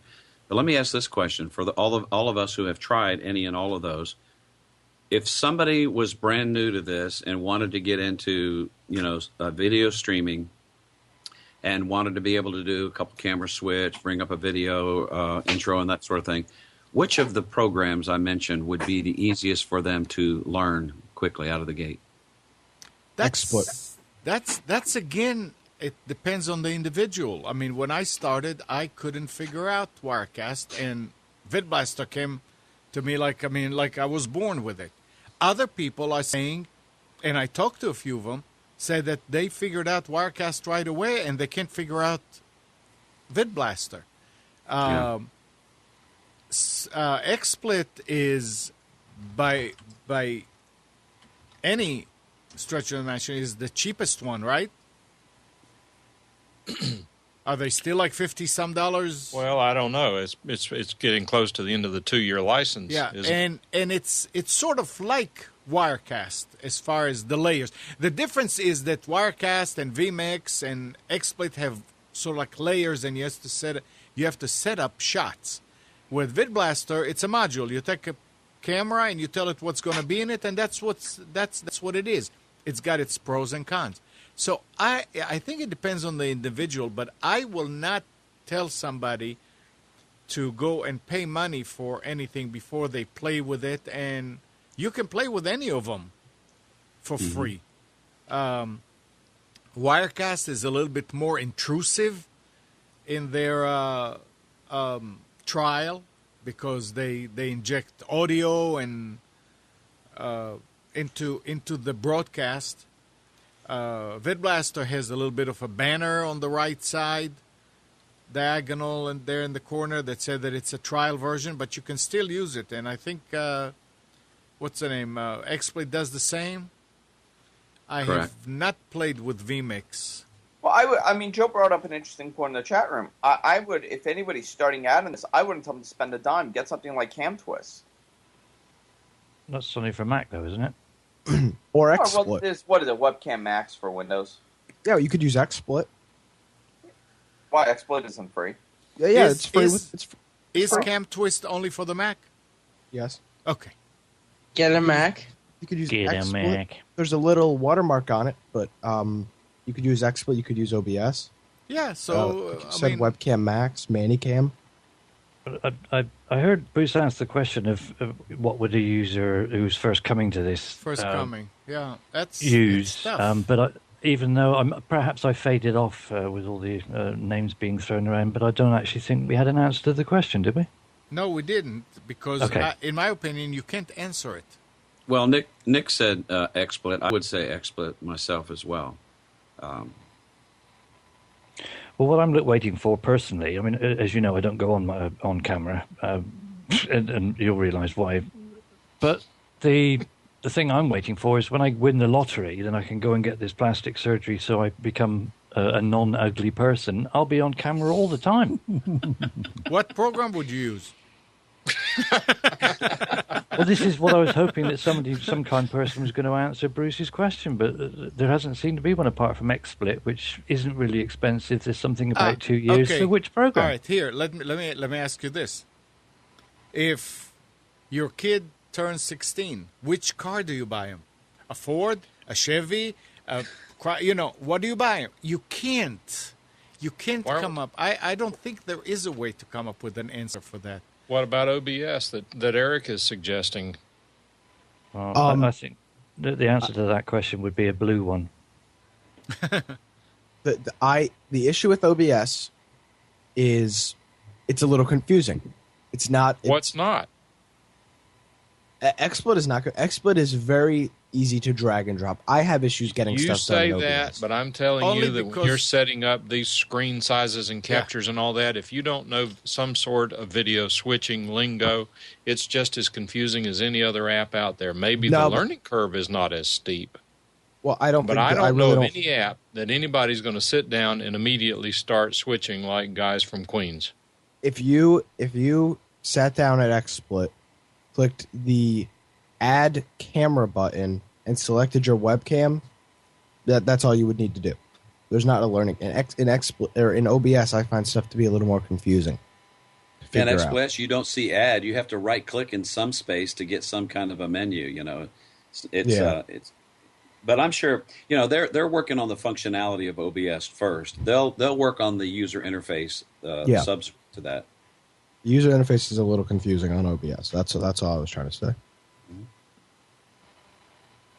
The only thing about XSplit that might be difficult is some of the way the menus are nested.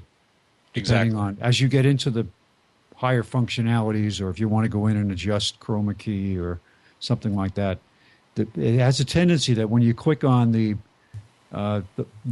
element that you're trying to adjust in settings, that the menu The pop open menu can disappear at inconvenient times. Just it takes a little getting used to. It's not bad. I don't mind telling you, I tried and I couldn't figure out XSplit in the beginning either.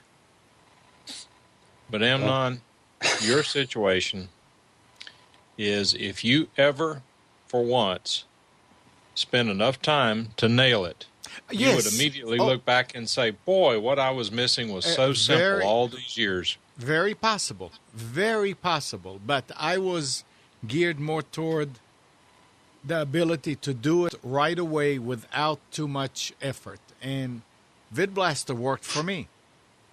I'm sorry. I really wish that I did use Wirecast. Anna, why don't you take a day? You know, I'm telling you, you're really going to. Oh, I will. Don't worry, really I will. Change. I mean, as soon as you start using it, you're going to say, "Oh my God, I cannot believe I did it this way," or "I cannot believe I did it that way."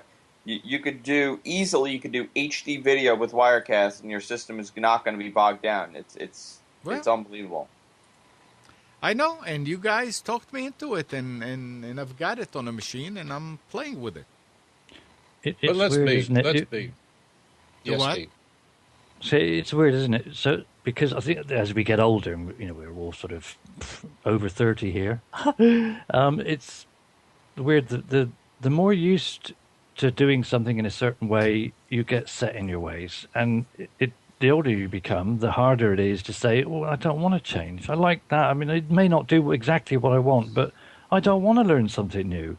It just about covers me. And then you've got people out there saying, for instance, like Candu saying, "Well, you need to do this and that. You can do it and that." But it's the thought of having to change, the thought of learning something new and not grasping it. I'm sure it's an age thing. It's like, well, no, I'll stick with what I know, because if I don't pick it up, then I've got to appear to be stupid, and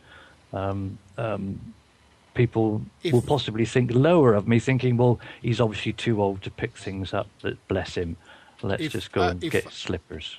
If I was just doing Computers 2K now, then I would have had no problem experimenting, and we'll start because it's for fun. But with the other shows, you can't do it you can't do it that way. You have to have something that works, and I've got other things to do. I'll tell you what. Here's an idea. You say you're tinkering around with this other program, and you'll eventually pick it up and you'll become proficient at it and feel comfortable that you could then switch. Oh yeah. Why? I mean, if there's bound to be other people out there. I mean, we've got, that can't be right. Surely 67 viewers. I saw that. Couch. I was just dropped to 55 as soon as I said that. See, I gone and spoiled it again. If there's bound to be other people out there thinking, well, I'd like to get into this, and I'm not aware and I don't pick things up, but why don't we get together in a hangout, and then somebody that does know how to do it shows the people that are interested perhaps in trying to do it, and then can answer questions rather than trying to read it out of a book or off a manual or seeing little video clips and things. Get together with somebody that knows their stuff, and then everybody can pick it up all at once. Well, Tom sort of does that already with his weekly show for that VidBlaster guy. If you want to learn what VidBlaster can do, how it works, ask questions, you absolutely need to tune in Tom's show on YouTube, on the internet, thatvidblasterguy.com. Yep, and he helps people for sure. So I don't know. That's the point, actually thinking about it. Is there an email address that people can contact you, Amnon? Yeah, Amnon at deltaforce.net. There you go. So anyone having a query or thinking perhaps, actually that sounds like a good idea, who do we contact about this in order to get together and perhaps brainstorm and get a few ideas when we're not actually on the show? We might get a few people together to think, wow, why didn't we do this 3 years ago? I have no excuse. I really have no excuse, because on the Hangouts that we hold now almost daily. Stephen Haywood is one of the participants, and Stephen is working as support at Wirecast. So anything that I would need to do, I can get answers right from the horse's mouth, so to speak. Nay. It is Surely not. Sorry. Or if it's the owner of VidBlaster, the horse is whatever. Ask another question. Well, yeah, that's right. No, I mean, and Tom answered many questions. Do you know who's the first person that tried to get me on Wirecast and actually took a step to put me on the right track? Obama! No. Oh. Was it Mike Christie? He probably doesn't even remember himself. Well, he's forgotten Joe DeMax. Joe DeMax has forgotten how to use Wirecast. Yeah, Joe DeMax. He actually team viewed right into the computer, set up a shot for me and all that. And I was supposed to take it from there, and it just didn't work. He did the same for me. He got me to switch over to an encoding box. I built a Hackintosh. Yeah. Last summer, I think it was exactly last summer around this time, we built the encoding machine to stream it. Yeah. And the streamer was, rock solid, unbelievable. And then just a couple of months ago, I switched over. But, the first person to get me to switch over to Wirecast was Mike Versteeg.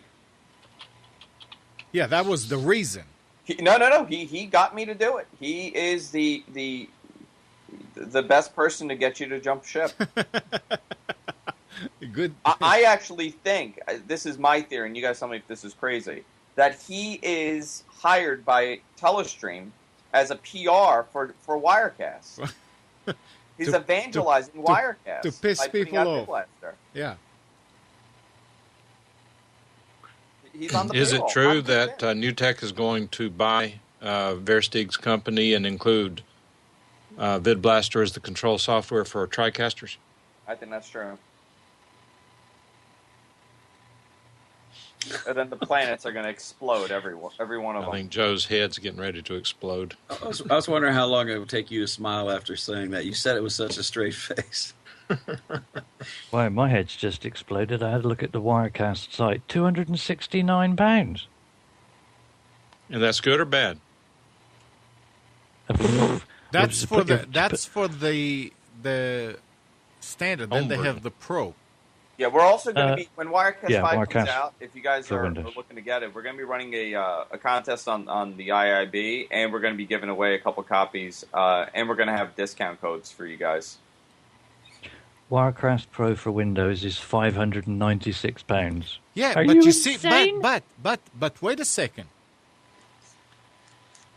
That is what you pay, and that's it. With VidBlaster, you pay You make that sound like it's a that good much thing. and more. Well, you're paying $2,000 for a compatible version. If you were to compare the top versions, you're paying $2,000 for VidBlaster, and every year and a half you have to upgrade if you're going to upgrade to the latest version, which is another $1,000. With Wirecast, I believe with the next version it's going to cost some money, but it's not going to be significant, like $500 or $1,000. It's going to be maybe I don't even know the amount, but from what I've heard, it's not going to be this high amount. But is And this that's not fine. a problem? You know what? I'm willing to upgrade. That's understandable. You got my money, and if I want to continue using your software, I should be paying you every couple of years. I mean, that's all well and good for yourself, Andrew, because you're doing it as a professional, and I do mean that sincerely. Then, that's fine. You don't mind spending out that kind of money because you're getting some return coming back from advertising and whatever else it might be. But for the average person, I mean, even £50 is a lot of money to spend on this kind of software. If all you're doing is, let's have a go and see if we can do this and make a reasonable job, and if it's interesting, and if people enjoy what we're doing. You're not going to spend £500 on a whim just in case. No, here's the thing. First of all, you don't need to get the $500. You get virtual sets and stuff like that. It's not necessary. So for like whatever it is, $200 or $250, you could get away with, doing almost everything that I'm doing right now with the $500 version. And the other thing is there are free solutions out there. There are other options for people now. You don't have to go and do it. I tell people all the time, if you're looking to do multi-switching and all this stuff, don't worry about the capture cards. Forget about that. Get Zoom.us. Use that as your switcher because it auto-switches, and just record that video. So is the most basic entry level, what is it that you would suggest as a tryout for somebody to say, look, go and get this, it's free, it doesn't have a watermark, so you can get on and look reasonably professional without all these hindrances that are there. And then if you do decide, it's got a pro version that is, relatively cheap.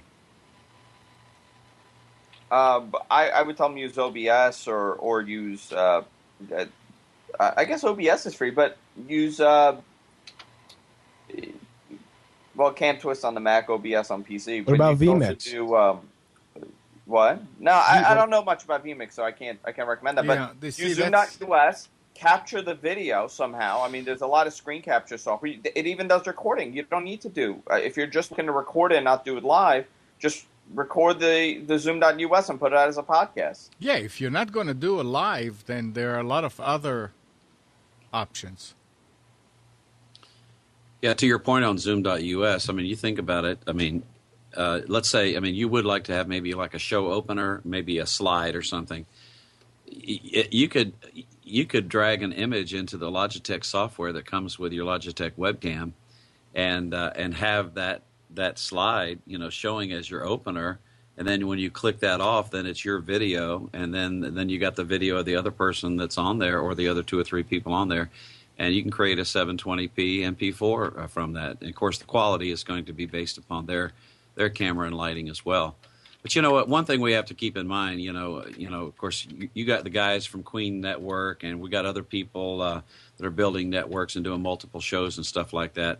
Wouldn't you agree, though, that for 70% of the people who are trying to do your average mom and pop video podcast, that they're going to do just fine with more simple software? They don't need the studio or the broadcaster version of anything. Absolutely. No, you're absolutely right. Or what you could do if you're tight on money, just pirate the software like everybody else does.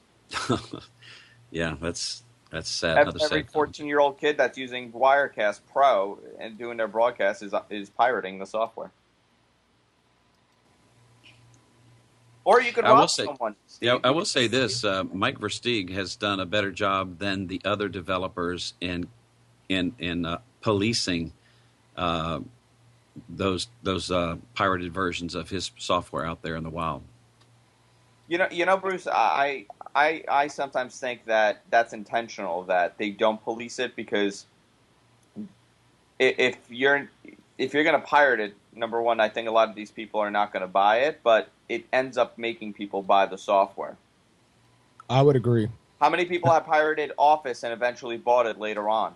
That's always been the same, though, isn't it? It's the same with Photoshop, and it's become an industry standard because it's prolifically being pirated and copied.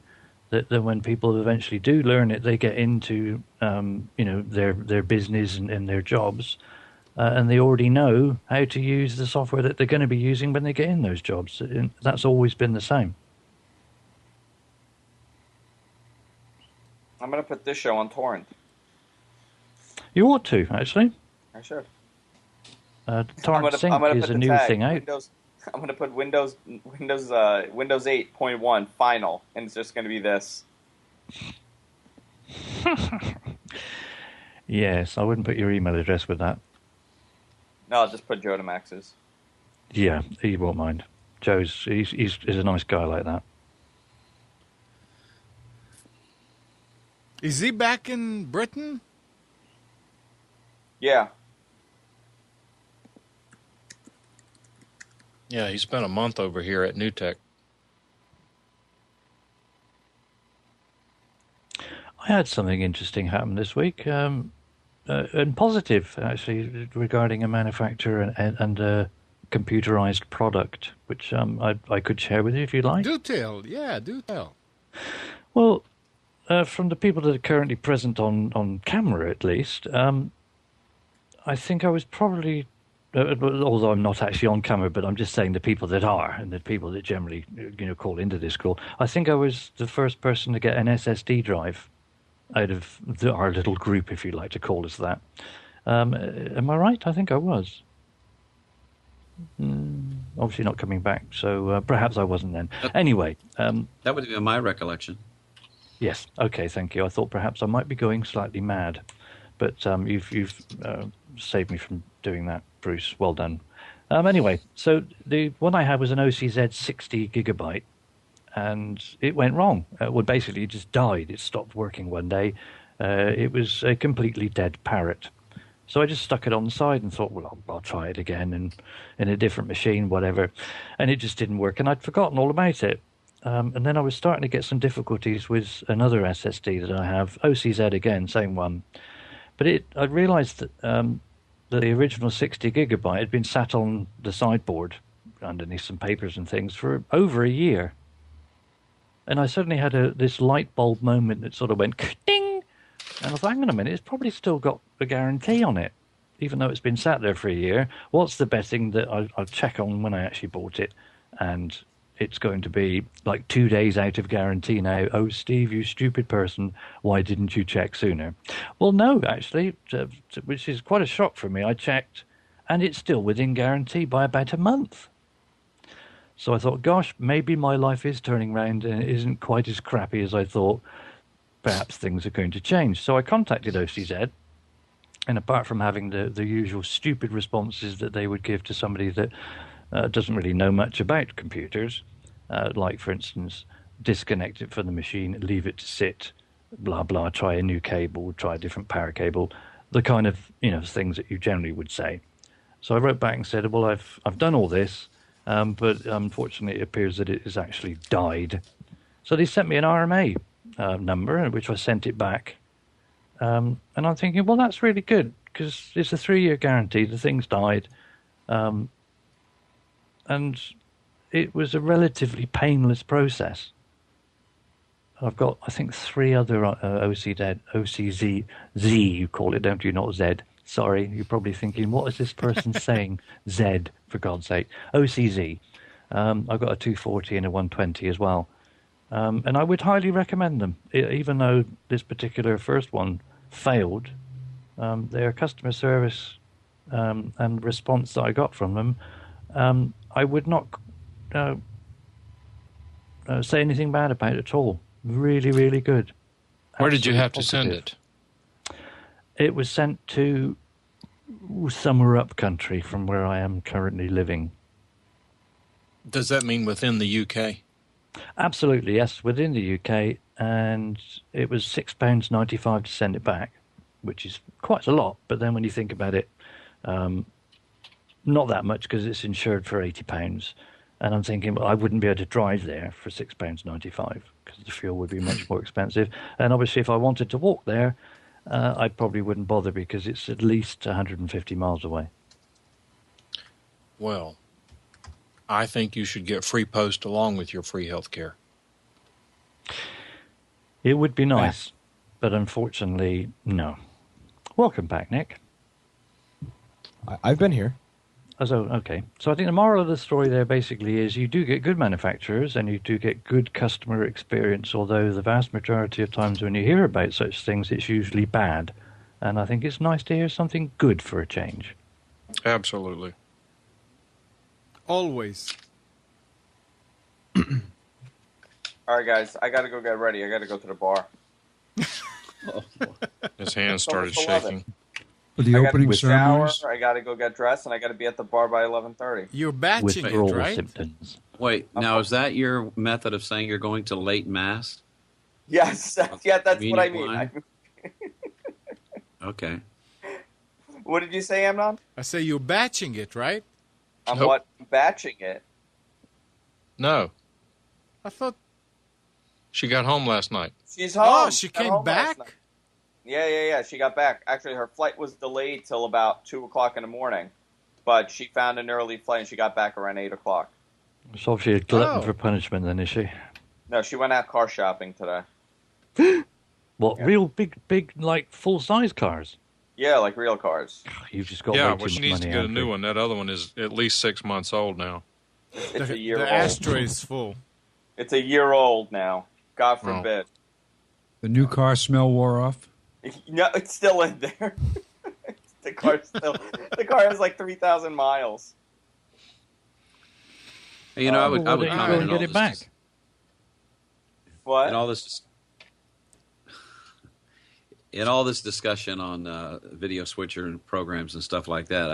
I would just, maybe this is a good point to wrap up on. I really like what Donovan said in the chat, because this is where most people are. Started with XSplit, moved to Wirecast, used OBS to broadcast my replays using VLC, played around with VidBlaster, but just didn't like the interface or the pride. That's, every single person needs to go through that period of evolving and figuring out what works best for you. Because, like I put in my chat, there's a tool for every job. And I think if you'll take that path that Donovan describes there, you'll find your niche, your stride. Yeah. I looked around when we first started doing. So wait a second. So Andrew, are you leaving? I am leaving. All right. Well, have a great day, and maybe we'll see you later on one of the hangouts. I will for sure be in one of the hangouts. I won't be sober, and I'll be listening to you guys in the shower. Okay. No news Always there. nice to know that things never change. The more things change, the more they stay the same, you mean? Yeah, that as well. You were So saying, hang on. Spence. How long has it been since we started streaming? Is it 3 years? No, it's more than 3 years. What More are you than talking that. So when we first started streaming, we were using Ustream, and either the web-based Flash app or the actual program, which the program wasn't that great. It was free, but it wasn't all that convenient. But I looked around for and tried to find a virtual camera manager that I could use to manage one virtual input from lots of different sources. And it wasn't until I don't even know how I found out about XSplit. I don't know who told me about it, but that served the need. I didn't really care about the streaming part of it. I just wanted to have a virtual camera manager. I played with other tools. There were a couple out there that were just too top heavy, didn't work very well. A lot of clipping, a lot of delay. But to me, that's what I use it for. It's not. I don't use it to actually stream from. I have tried it. I've done it, but I don't need to use it. But Ustream, we were using Ustream, and the Jodamax, the delay wasn't Ustream. It was the camera manager itself that was causing the delays. It just wasn't usable. So, but yeah, XSplit serves the purpose, and even though I'm not using it to stream, it does a great job of virtual camera management. Yeah, we were using the Ustream broadcaster, right? Yeah, and you could switch camera inputs from that. Yeah, but you couldn't. two cameras. Yeah, up to two cameras, and you could it was literally, I had one camera on you on the glass inside the control room, and I was in the actual studio, and we could switch between the two cameras. Yep. And that worked fine. I mean, our audio setup was kind of wacky because we were taking audio into the PC from the audio out of the headphones. That's where Mike came in, and then we had to get a re-engineer the studio. Transformer. Hey, and I will let you know something. I discovered. I think I discovered this yesterday, the day before, and I'm not sure this is the same with others. But in XSplit, I just changed profiles on the fly. In other words, I have a profile set up for most of the default stuff I do. I just changed profile to another profile that I set up for a thing I was going to be doing for our company, and so it's kind of interesting. Did you know that you could do that? You can change profiles and it doesn't break the stream? Exactly. Well, at least it doesn't break the virtual camera stream. Wow. It's a Skype. Yeah, I noticed that before. I'd actually shut it down and restarted it, and it didn't. Once you have to start it first for Skype. Start XSplit, then start Skype. But you can actually shut XSplit down and start it up again, and Skype recognizes it. Yeah. Now I am using. I don't know what you're doing there, Spencer. I'm sending 640 by 360 to Skype, and Skype is cropping me down. Or is that what you see? when you I'll look tell at you in a second. I'm not sure what I'm sending. 'em. 640 by 360, 16 by 9. right. Yep. So that works fine. All right, so here, let's change direction. Can I say something quick before we change Yes, direction? sir. Of course you can. In chat, they're saying never use USB audio with Wirecast. I'm not sure if they're talking about like USB out of a mixer, but I've had no issues with USB out of a mixer. Yep, Never I use agree. USB with audio with Wirecast. My In mixer. fact, we're using the audio that's feeding the stream for VidBlaster is a USB audio stream. Yeah. It's not. He said Wirecast, and we're talking VidBlaster, but I don't know anyone who's doing it any other way. What are you supposed to use? Well, you could use analog input to the sound card. Yeah, but then what if you want to have multiple inputs? I have multiple inputs. I have the Delta 1010 LT card. But let's say you don't. You get one. It still has to go. That's still available, is it, Mike? Problem solved.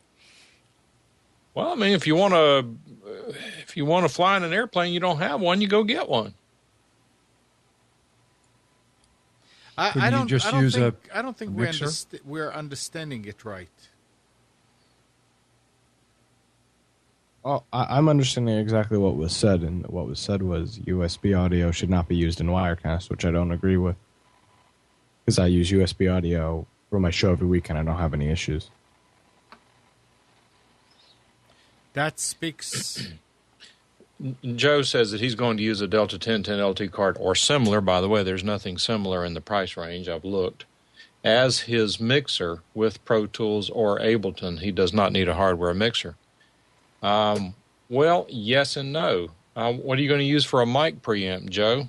And having said that, you're going to be doing what's called mixing in the box, which works and works well, but you'd better dedicate another monitor to it so that you can jump in and change levels on the fly in a hurry. In 1010 LT Pre is terrible, and it's only one microphone. It has one stereo mic input channel, but it's terrible. What's wrong with using a hardware mixer that you have nice control over every channel? I have a friend who owns a recording studio who does not have a mixer. He does exactly what Joe's talking about. He does all of the mixing in Pro Tools. Yeah, that's great for audio, but you wouldn't be able to do a podcast like that. Why? How would you feed it back? How would you feed it to a program without delay? How would you get that Pro Tools mix to Wirecast or VidBlaster? Well, you have what's called zero latency monitoring that you could actually bypass the internal processing. Depending on the software and the available routing, you theoretically, in fact, I've done some work, and I haven't told you guys about it, but I've done some work in the last couple of weeks with these, what are called, they're called USB interfaces, but what they really are is microphone preamps built into a box that then interfaces by USB 2.0 into software that allows you to do like an 18 by 18 routing matrix. Like, I forget the manufacturer, but it's an 18i20. And there are ways of doing things. Remember that these devices are these devices are built and designed for recording studios. They are not designed for broadcasters and podcasters. We take them and use them in somewhat unconventional ways to get the results. For example, if you look at a mixer with an auxiliary output, the auxiliary output is designed to send a feed in a live environment to the monitors on the stage. If you go to a concert, if you see these speakers sitting on the stage at the concert, those monitors are probably being fed from the auxiliary outputs on the mixer. The reason they're fed from auxiliary outputs is because the particular person standing in front of that monitor playing guitar may not want to hear his own guitar coming through the mix. He's standing in front of his amp. If he were listening to the same mix that we're going out that was going out over the big speakers, he would have too much of his guitar. He wouldn't be able to hear what the rhythm guitar player is doing or the keyboard guy or the bass player. So he gets to have his own customized mix. That's why you have these auxiliary outputs. We take those auxiliary outputs and use them for mix minus feeds. For example, you're hearing my voice come through auxiliary output on my Presonus 16.4.2 mixer because I am feeding everything here, going through the mixer, feeding it back to Amnon over Skype at the studio, but the Skype signal is not being fed back. That way you don't have an echo, and that's really as deeply as we need to go into it right now. So, but so the bottom line is there's probably a virtually unlimited number of ways to do these sorts of things, and mixing in the box, like Joe's talking about, is very viable. In fact, if you're talking about doing a remote setup, there's a lot to be said for doing it in the box. The problem that I have with doing it in the box is that you don't have a control surface. Joe says he's going to use a MIDI controller. If he's going to use a MIDI controller, he's getting back to, in essence, emulating a digital mixer, because a digital mixer, in effect, is a control surface powering the modules. So how is this mixing inside the box? It sounds great and all, but now do you have complications now with if the software that you're using to do the actual mix, it doesn't necessarily want to be able to or cannot be fed to a program like that? How does that work? Like how would you feed that? That was my original question. How would you feed that somewhere? Well, I'm not sure I understand exactly what you're asking, but let's just assume for the moment that you're mixing in the box and you want to create a main channel output. So you assign the main outs to the USB port on your computer that feeds it into Wirecast, VidBlaster, vMix, whatever. If you want to create a mix minus, you have to have a physical output on the box or a sound card. Let's say, for example, now, and again, I'm going to qualify this.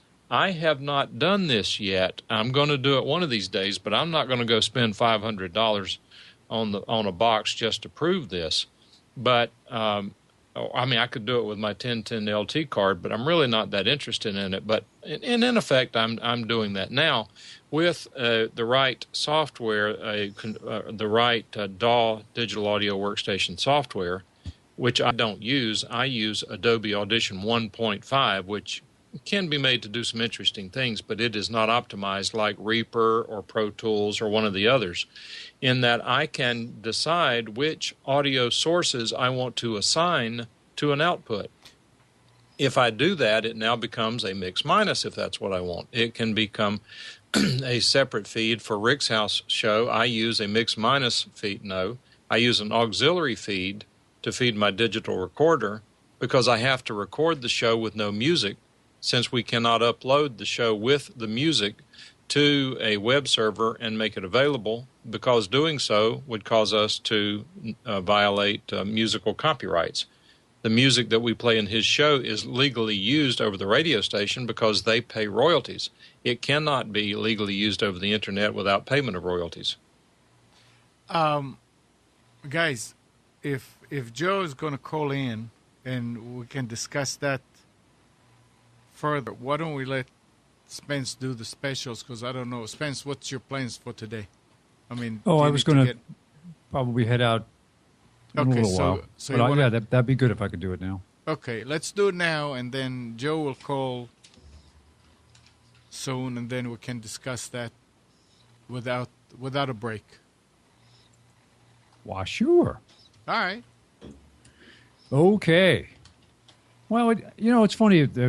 As sales go, we're heavily into the back to school. Well, we're actually past back to school already. School has started locally. But you would think that the Labor Day sale would be a big deal. And in a lot of ways, it's not. I was pretty surprised, but there's some deals out there. Okay, starting with Best Buy. They've got a 15.6-inch Acer Easel is the brand name for this, which is a convertible i5 laptop that detaches from the. I'm sorry, the screen detaches to become a tablet. It's $8.99. It comes with a 4-hour and 30-minute maximum battery, which didn't seem like quite enough for a laptop to me, or a tablet to me, but might be acceptable. But then there's also from HP, they call it the Split, which is an i3, 13.1-inch i3, and this has up to 8-hour battery, and this is $6.99. So this might be, we were talking earlier about how convenient would a laptop be with a touchscreen. Well, this might be the way they solve that problem. It's either removable as a tablet, detached to keyboard, or it is you swivel the display around, you fold it back against the keyboard, now you have what's essentially a tablet. So those are available at Best Buy. Entry-level laptops starting at $299. They've got an Acer 20-inch LED monitor for $89.99. That's $40 off. A 23-inch LED monitor for $139, save $40. They've got a Seagate or Western Digital 1 terabyte portable USB 3.0 hard drive. Your choice, $69.99 each, save $10 and $20 respectively. Asus 13.3-inch i5 touchscreen laptop for $499.99. That's at Best Buy. Staples has a 15.6-inch Toshiba i3 laptop, $329 with a rebate, save $220. This is with 6 gig of memory and 750 gig hard drive. You can upgrade to the touchscreen version of this for $70 for $399, and that's $250 off the regular price. They've got a Brother MFC J470WD inkjet printer. This is wireless printer scanner fax copier with duplex printing, $69. That's just amazing for printing on two sides automatically. That's $30 off. They've got the Dell 1160W wireless laser printer for $49.99, save $70. They've got a Brother HL226 or 2260 DW wireless laser with two-sided duplex printing, $129.99, save $70. They've got a wireless HP PhotoSmart 5520 printer scanner copier with duplex for $99.99, save $30. They've got the Logitech M325 mouse for $19.99, that's $20 off. They've got the K400 touchpad keyboard. This is with the small glide pad built in for $24.99, save $15. Western Digital MyBook USB 3.0 desktop drive, 2 terabytes for $99.99, save $10. 3 terabytes for $129.99, save $10. They've got a Lenovo i3 desktop with 6 gig of memory, 1 terabyte hard drive for $399.99. That's $100 off. They've got a Dell i5 desktop, 8 gig of memory, 1 terabyte hard drive for $499, save $130. They've got an Acer 11.6-inch AMD A4 touchscreen laptop for $379, save $100. That's all at Staples. At Tiger Direct, they've got a Targus USB-powered chill mat for your laptop for $999. They've got the D-Link dual band cloud router for $59.99. They've got a wireless Epson Expression 410 printer scanner copier inkjet printer for $69.99, save $30. They've got an Asus 15.6-inch AMD A8 laptop, $449, 6 gig of memory, 750 gig hard drive, 8 gig, 7-inch Android tablet with 8 gig of memory, $69.99.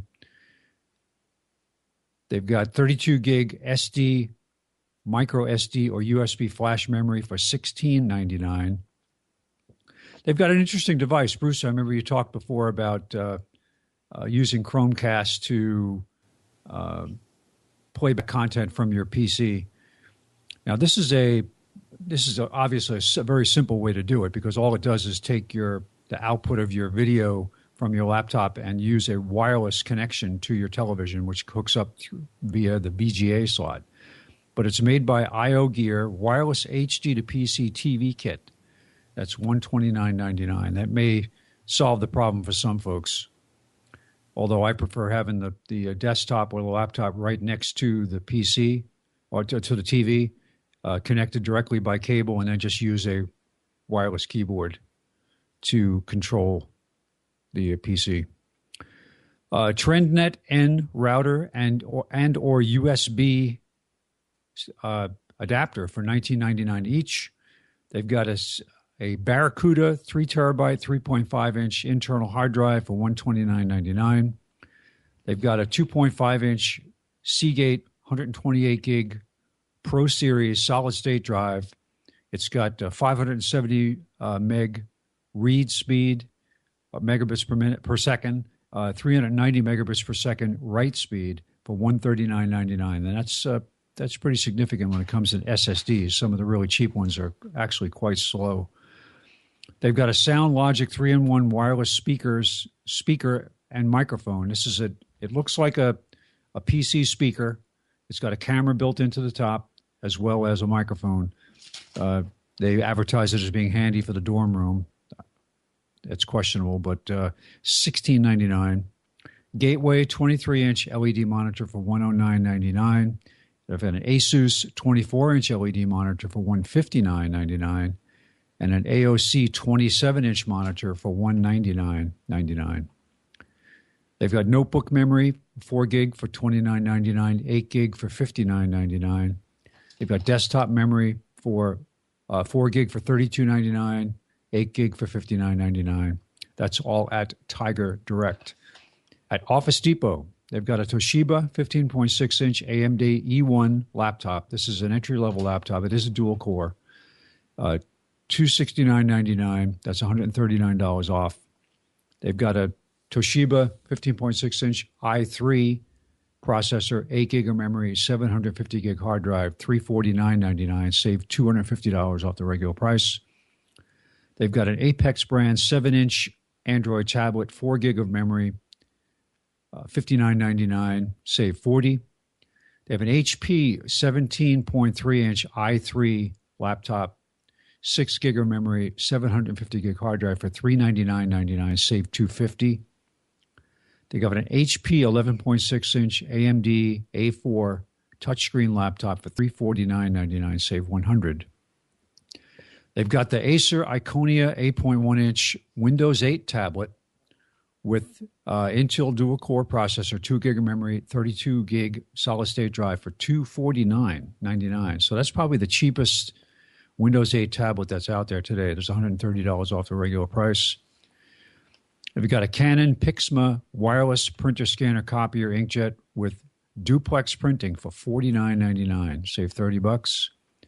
They've got an Acer 15.6-inch touchscreen laptop, i3 processor with 6 gig of memory, 500 gig hard drive with a backlit keyboard for $499. Save $150.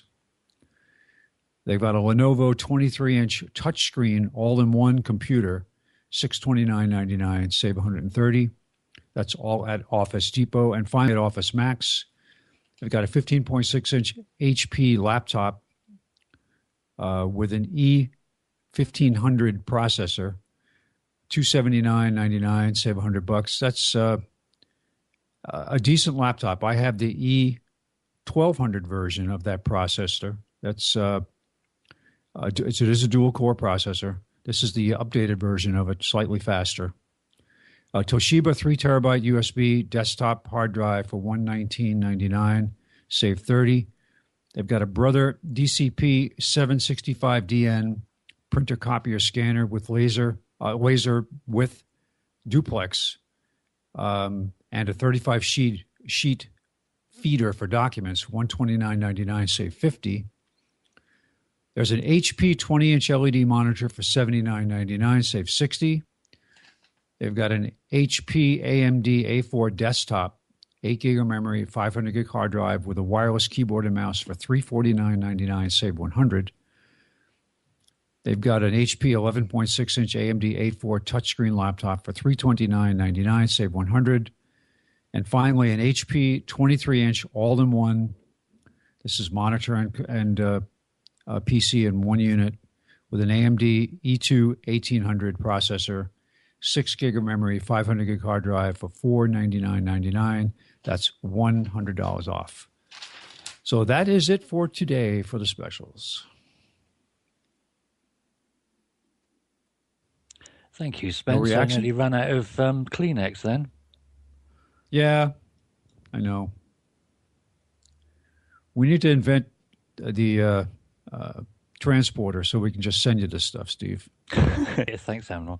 Yeah, it would be. I mean, I hear some of the prices coming out from when you read the specials, and I think they're kidding me. How on earth can you get away with selling it for such a massive markup over here in the UK? It really is scandalous. No, they add in the free healthcare. That's it. Mike, Our if there ever prices comes a set to time go where up I next come year. across to America, I'm going to smack you one. That's okay. But then no problem because you've got free healthcare too now, haven't you? Not yet, but it's coming. Okay.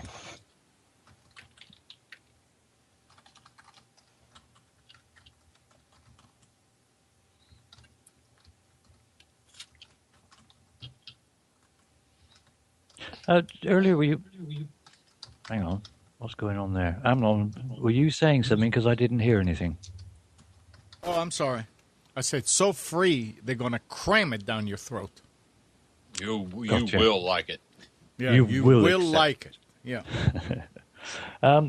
When I was going on that long drawn out explanation of what happened with the OCZ, I believe you showed a Samsung 830, didn't you? 840. Oh well, I do apologise. What's 10 Just digits? don't let it happen again. Yeah.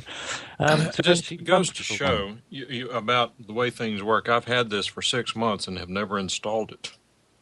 You're kidding me? No. Why not? I don't know why not. Don't ask me why. If I knew why, I'd tell you. Well, when you eventually do get around to doing it, you're just going to be blown away. Absolutely. Well- Certainly on that particular model, the 830, 840, they are phenomenal. Well, I do have an SSD, and I'm here on two computers, and one on the right's an XP, the one on the left's an i7 with Windows 7. I have an SSD in the i7, and it is absolutely phenomenal. In fact, believe it or not, I believe that if you put an SSD on an XP Pentium 4, you would be stunned at how much faster the computer is. That's exactly what I've got for my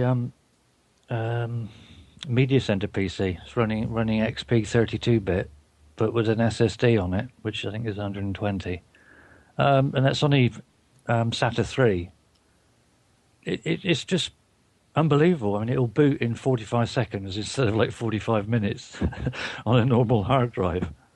I have an older netbook that I put an SSD in. I took out the hard drive that was in there, and it's running XP, and it's a single core processor. It's pretty quick.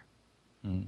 I did try my netbook. I've got the Samsung netbook, and I did try one of the SSDs in that, and it really did speed it up dramatically. I mean, not to the point where I think, wow, this is the best thing since sliced bread, but definitely a massive improvement. I'm even I guess I need to contemplating- try it, huh? If you haven't done yet, I mean, looking at the price of them, originally when I first bought my first SSD, it was a scandalous price, and I thought you must be insane buying that, considering you can get a 1 terabyte drive for probably half that price, if not much better saving. But now that they're coming down in price, So, You know, you Spence, can- what's a 256 gig? I'm sorry, what? 256 gigabyte. Don't they have An SSD? Yeah. Well, it depends on what performance level you want to buy. if it's SATA So- 6, For example, the one that was on sale, I think it was Tiger Direct. Let me take a look here.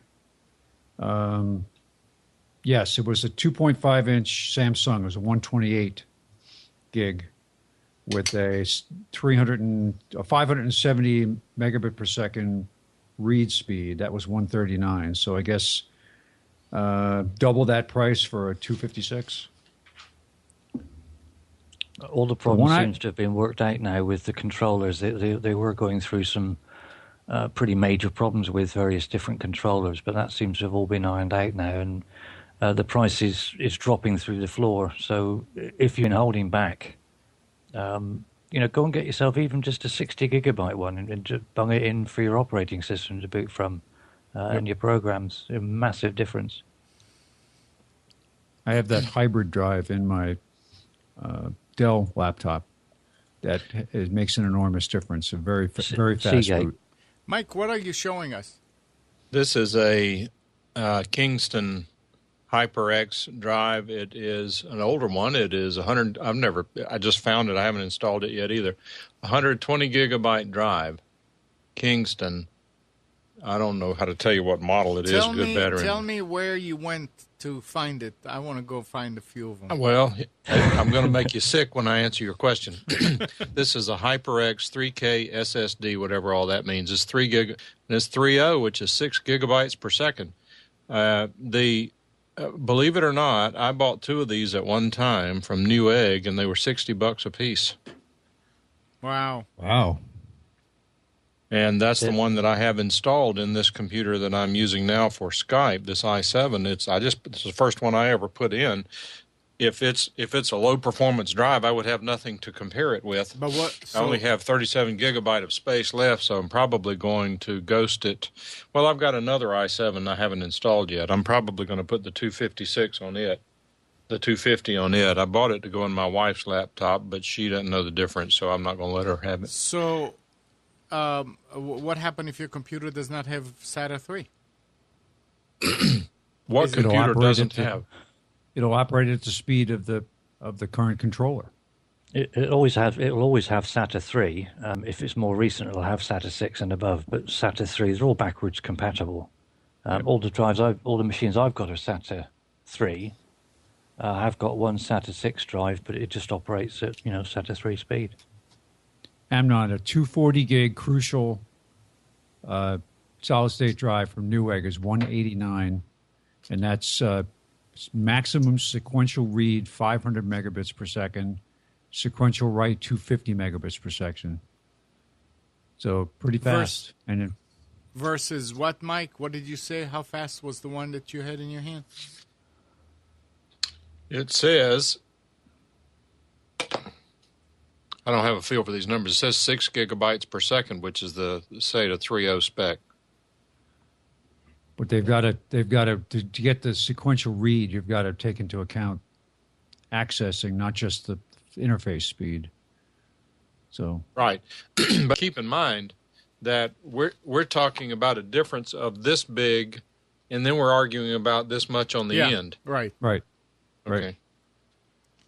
No, nobody's arguing. I recently was working with a manufacturer of servers and to do some testing, and we're working together to come up with a configuration for a 30-day test.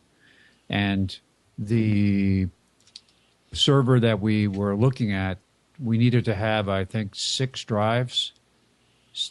And the server that they actually let us use for the trial had 8 slots in it for 2.5-inch drives, and the only thing that they supported was SSD, or the only thing they shipped was SSD drives.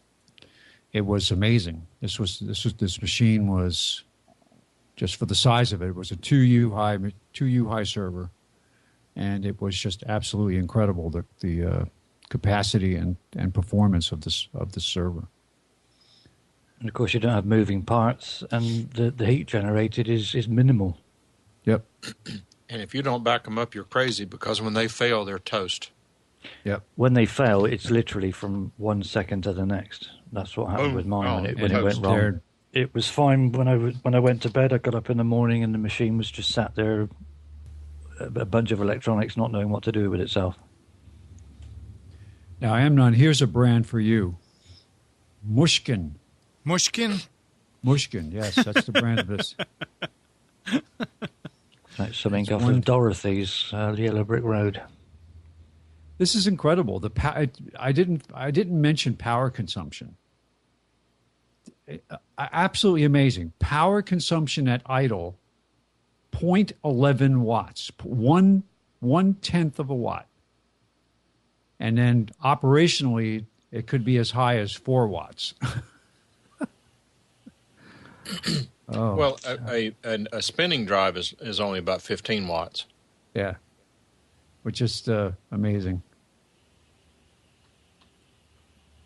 I was contemplating getting one of those Seagate hybrid drives for the fact that it's got the SSD built in as well. But there's been some people have been saying that they aren't as good as they are purported to be, or at least advertised to be. Fine, they've got an SSD and they've got the spinning hard drive portion of it, which would be perfect for a laptop. But some people are saying that there's not that much of an improvement over a standard spinning drive. I have the first generation hybrid, so it's been in there for probably 3 years or more, and I noticed the difference right away with the booting. It boots Windows 7, and it's a 250 gig plus and I don't remember what the size of the flash memory is on it. It said it on the specs are on the box when I installed it. I don't remember what it was. But it looks like one drive. Logically, it's drive C. There's no differentiation between the flash and the spinning disk. It uses some algorithm to write to flash the most frequently accessed data. It's a combination made in heaven by the sounds of it. Certainly from what I've been reading, it seems like some people are on the fence in regard to whether it's that much of a difference when you look at the price. I mean, 1 terabyte drives now are dirt cheap.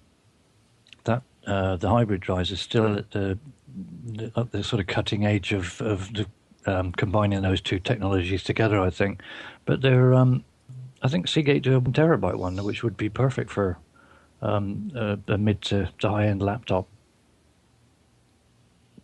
Yeah, Seagate solid state 1 terabyte solid state hybrid 119.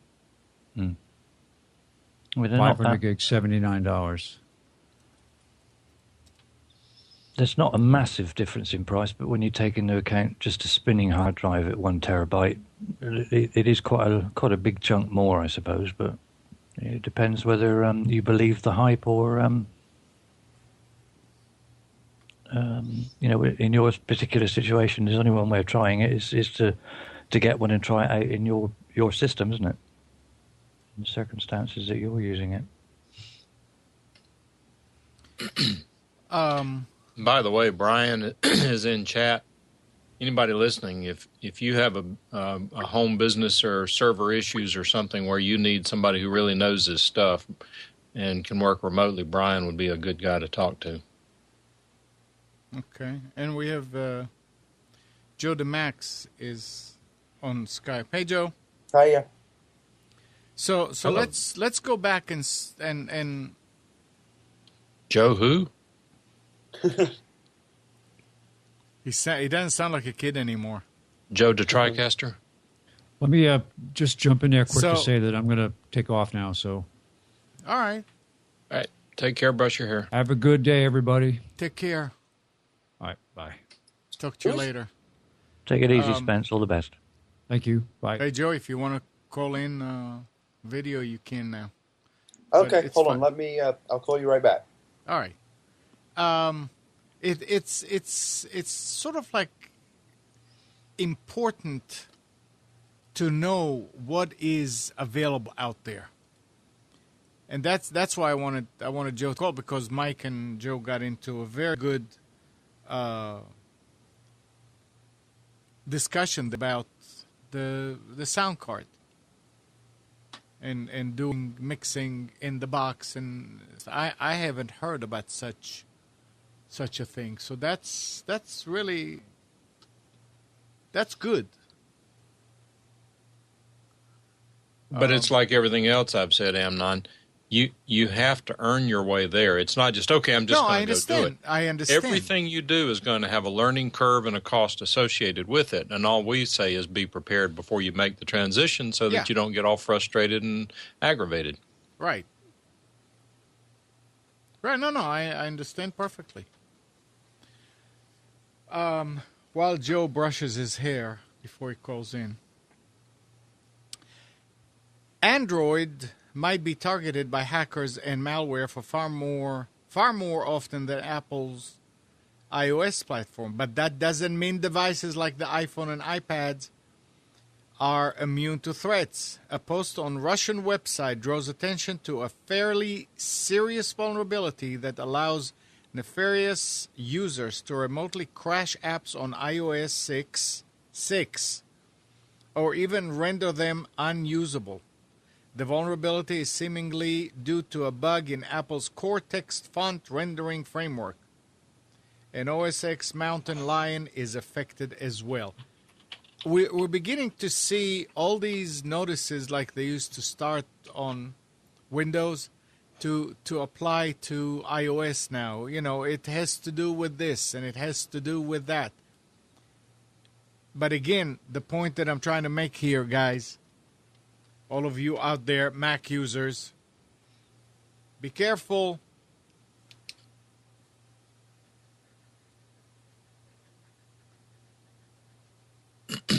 I just got a coupon from Staples, $40 off your online or phone order of $80 or more. That's half the price.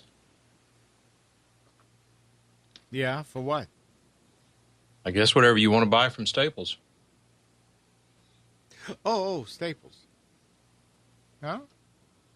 I've got to buy paper, so that'll get it back down to retail.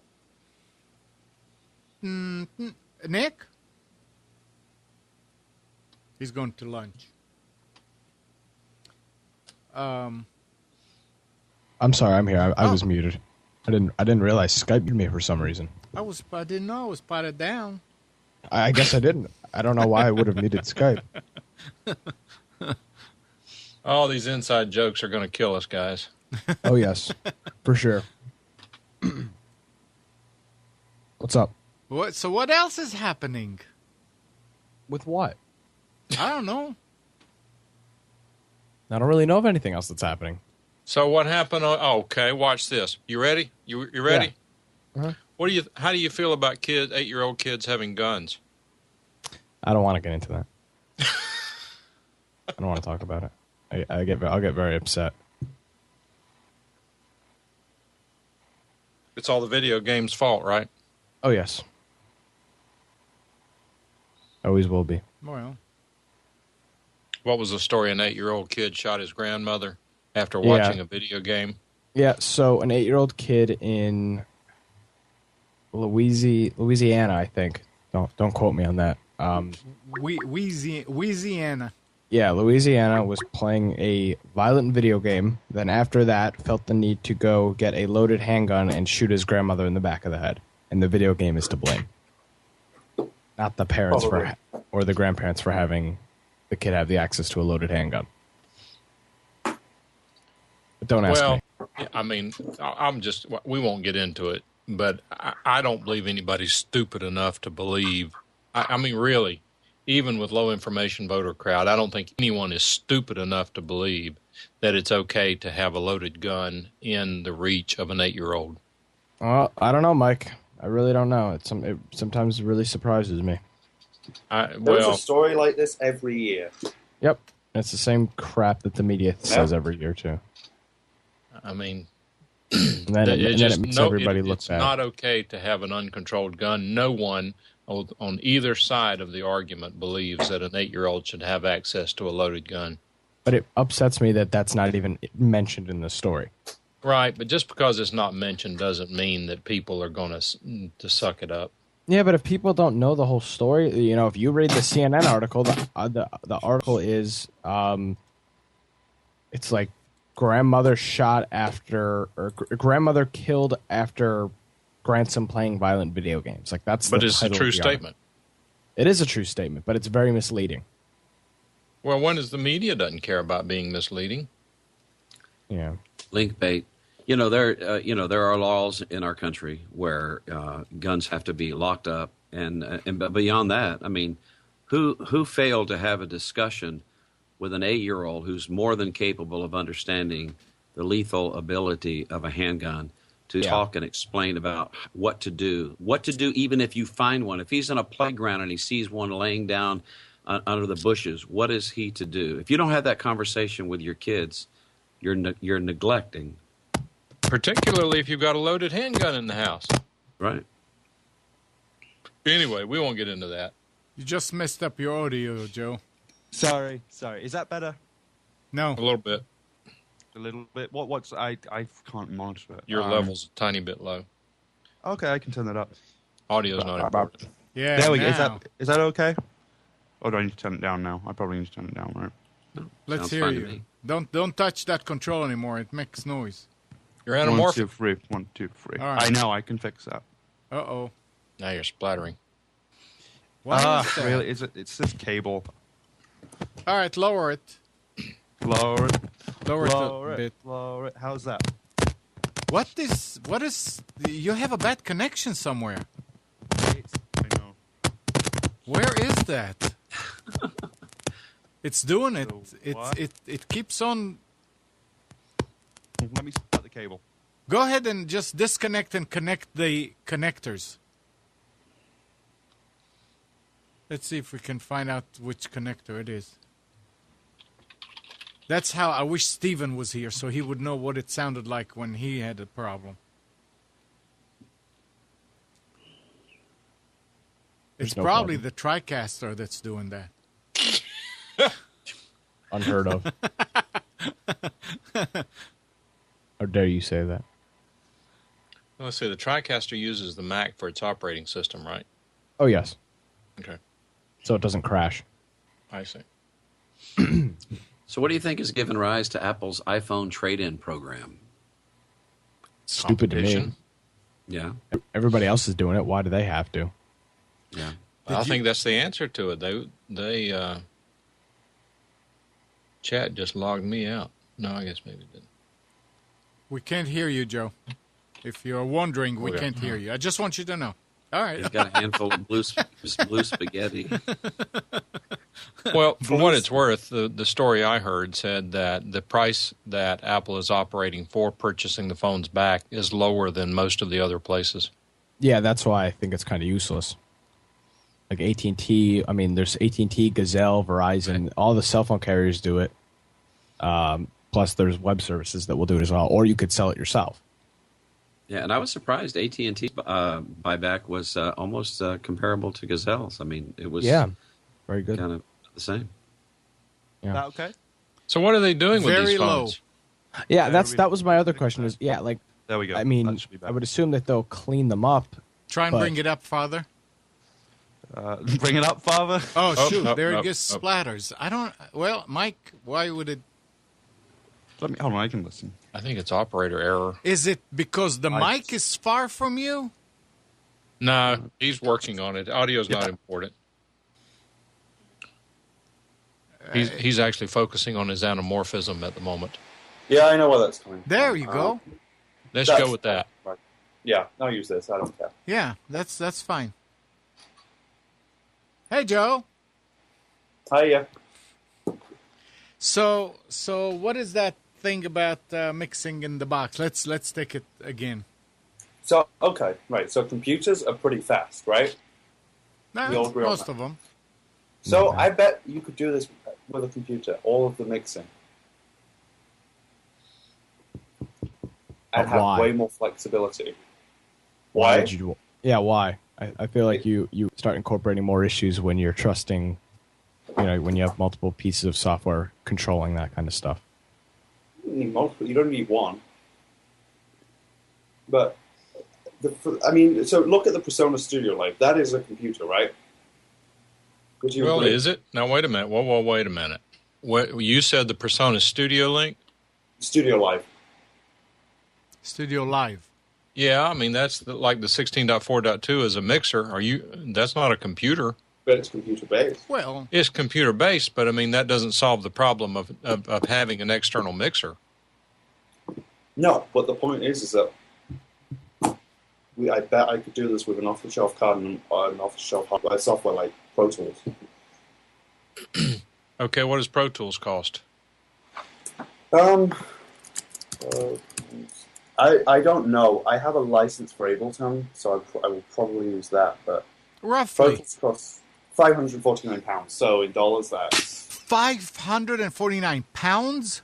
yeah. Yes. Wow, that's $1,000 almost. Yeah, so I'll probably use my Ableton license. Right. Well, we're not talking about you using it. We're talking about in general people using it. So you can either spend $1,000 on software to mix it in the box, or you can spend $500 on an external mixer. And I'm trying 500. 500. You don't need to spend 500. Well, on I'm just saying. an external mixer. I mean, my God. And I'm just trying to figure out, Joe, other than the fact that you like to play with that and make things happen, which is good for everybody else too, and yourself. Why is that a better solution? Because I could do right. So here's the three things I really want to do that I could do multi-track recording. I could do whatever effects I wanted on each channel. I could have a gate, a limiter, a compressor, and I can use whatever compressor I want. I can download a new one if I don't like it, And I can do like an insane amount of mixed minor speeds. If I have like an 8x8, sound card, I can do maybe 6 mixed minor speeds as well as my stereo program out. Okay, but keep in mind that and we don't have to get too deep into this, but like with the Delta 1010 LT card, you have to address the outputs in pairs unless you get really wonky in the way you're doing balance, left, right, and various feeds. That's true, but in like Pro Tools or whatever, I bet I can set them up. Because in Logic Pro, which I use now, I can use that as, I can just assign them a single mono channel and use the stereo pairs. But one of the benefits of what Joe is saying, in that if you use it's called in the box, and what it means is that instead of moving sliders on a control surface like a mixer, you're actually moving them with the mouse on the monitor, because everything is done internally electronically. The routing, the switching, the mixing, those are done internally. Now, from a workflow perspective, some people can't get used to that, because what if you have to move 3 sliders in a hurry? Well, you can't do that with one mouse click. Now, if you know you're going to have to do it, you can gang those 3 and move one, and it'll move all 3. It has all the capabilities, but there are some inherent limitations in transitioning from a physical control surface to a in the box. Now, Joe's holding up this MIDI controller, and I understand that. But if you use something like the VSL series of interfaces and controllers, you're back to using the equivalent of a mixer. So I don't think that buys you anything.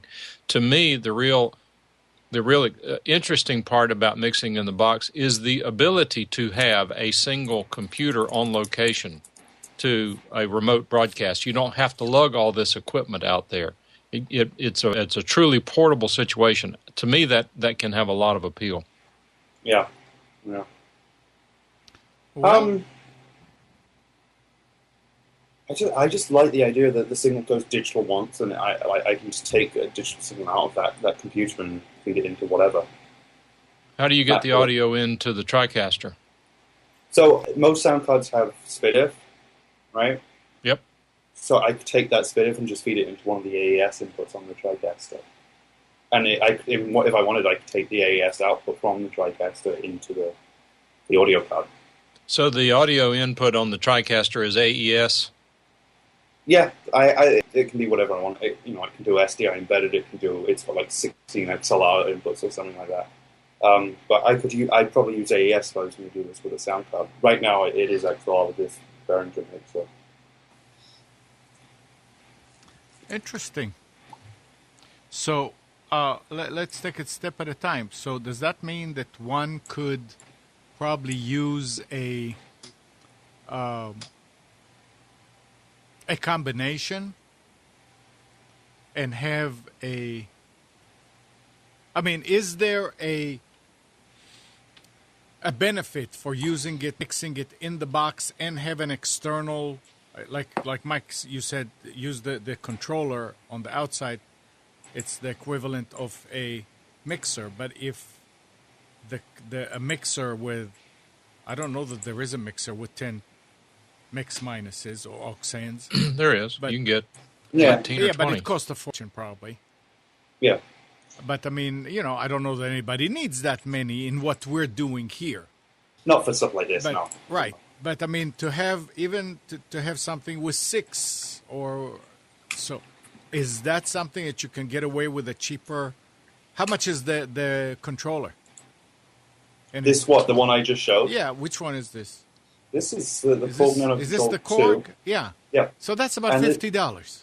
Yeah, nothing, right? It's cheap. So is it safe to say that you could do that? Oh, but again, you're running. I mean, what happens to that $1,000 piece of software? Is that actually the Delta 1010 LT, which Mike has, it comes with a license for like Ableton Lite, doesn't it? Mind you, I have the 2496 and it comes with that. And when I played with that a couple of years ago now, it seemed really flexible, and it's something I've been meaning to come back to and finally do it. So can somebody actually come out ahead with having a combination of these than to get an expensive... So how much is the 1010 LT? Oh. What is it, $200? Yeah, but you can buy it today. I mean, on eBay. Yeah, I don't know what's the retail. Is that what it is, Mike? I don't know. I buy them on eBay for $90. Yeah. Is there a USB equivalent to something like this? Not to my knowledge. They make multi-channel USB. Now they are. And that's what I was referring to in what are called these USB interfaces. Yeah. They are making some extravagantly beautiful interfaces that allow you to interface into your computer through the USB 2.0 port. See, for a long time, all audio was USB 1.1. And the reason is that FireWire. Or FireWire. I mean, FireWire was a dramatic improvement over USB 1.1. These boxes in FireWire for years. But the USB 2.0 is superior to FireWire, at least to some extent. USB 3.0 leaves it in the dust. But all that being said, audio doesn't need that much bandwidth. The FireWire and the USB bandwidth are needed for video if you're doing that sort of thing. But these control surfaces, it's interesting because I did a little research on this a couple of weeks ago. There is a mixer out there called the Alesis Multimix 16 2.0 USB, and all of that information is essential to identify the particular product because like Behringer and Mackie, their different models have almost identical numbers. There's one little hick that's different, but that Multimix 16 USB 2.0 mixer actually has multi-track capability such that if you plug these USB into your computer and install the appropriate software, you can record each channel on its own track coming from that inexpensive mixer. Being able to do that, in essence, makes that mixer into what's called a USB interface. It's really interfacing each channel into the mixer instead of just acting as a mixer, which it will do that also. It appears to me that Alesis has discontinued that series of mixers. Okay, so they have the Multimix series, but I think that the FireWire versions of the board were the multi-track ones, and the USB ones were they said stereo out via the USB. No, the Multimix USB boards are multi-channel through USB. Some of them, you said about the model numbers, like they make loads it has to say 2.0 on it. That's it, yeah. Because they have an entire series of multi-mix mixers that are only the two in, two out, like you're talking about. Exactly, yeah.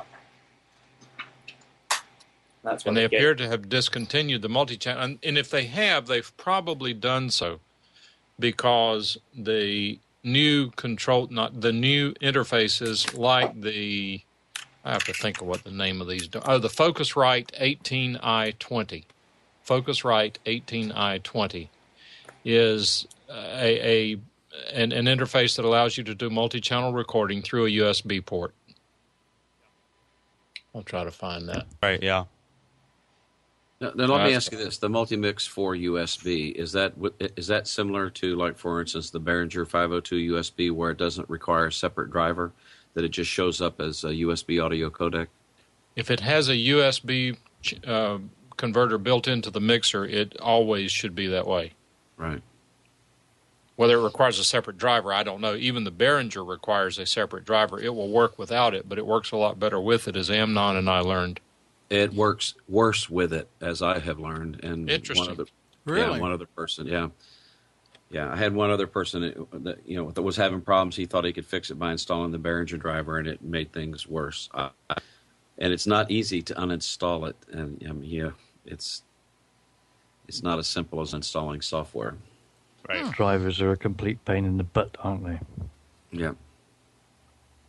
What gets me is that when you want to update the driver and you do let Windows check the driver for you, and it comes back and says Windows has already determined that you're using the best device available. No, it's not, because it doesn't work. You stupid Windows. Let me update it from something else, but it won't let you. I just posted a link in chat to the Focusrite Scarlett 18i20. That's 18 inputs, 20 outputs, which is a little deceptive. I mean, the stereo output is 2 outputs, and you don't have quite that level of control. Now, I have not played with one of these, so I might have to change something if I ever get my hands on one. But this is referred to as a USB 2.0 audio interface. It has 8 microphone preamps, a number of line inputs, but it also allows you, this box works best when it is interfaced with the software. The real power is in the software, right, which is kind of a hybrid between using an external analog mixer and using everything in the box, like Joe is suggesting, with the multi-channel sound card. It's really an inexpensive and effective way of multiplying the capabilities of the external hardware. So really quickly, define what you mean by in the box. In the box means that you have no external control surface technically. Oh, okay. But we're still doing it in software, not like on chips on the card. We're still... Well, software. I mean, again, if you want to be purist about it, I mean, if you've got to have some way to get the analog signal into the computer. Yep. So technically, there's always a hardware aspect to it, but assuming that once you have a sound card on the Delta 1010 LT card, you get the analog audio into the computer. Now you're doing everything in the box, digitally and not analog. Right. But as I was saying earlier, a friend of mine owns a recording studio. He used to have a big Trident 80 recording console, which the thing was like $50,000. Last time I went down there, I said, and this thing sounded fabulous. And the last time I went down there, I said, where's your console? He said, I got rid of it. I said, how are you mixing everything now? He said, in Pro Tools. No.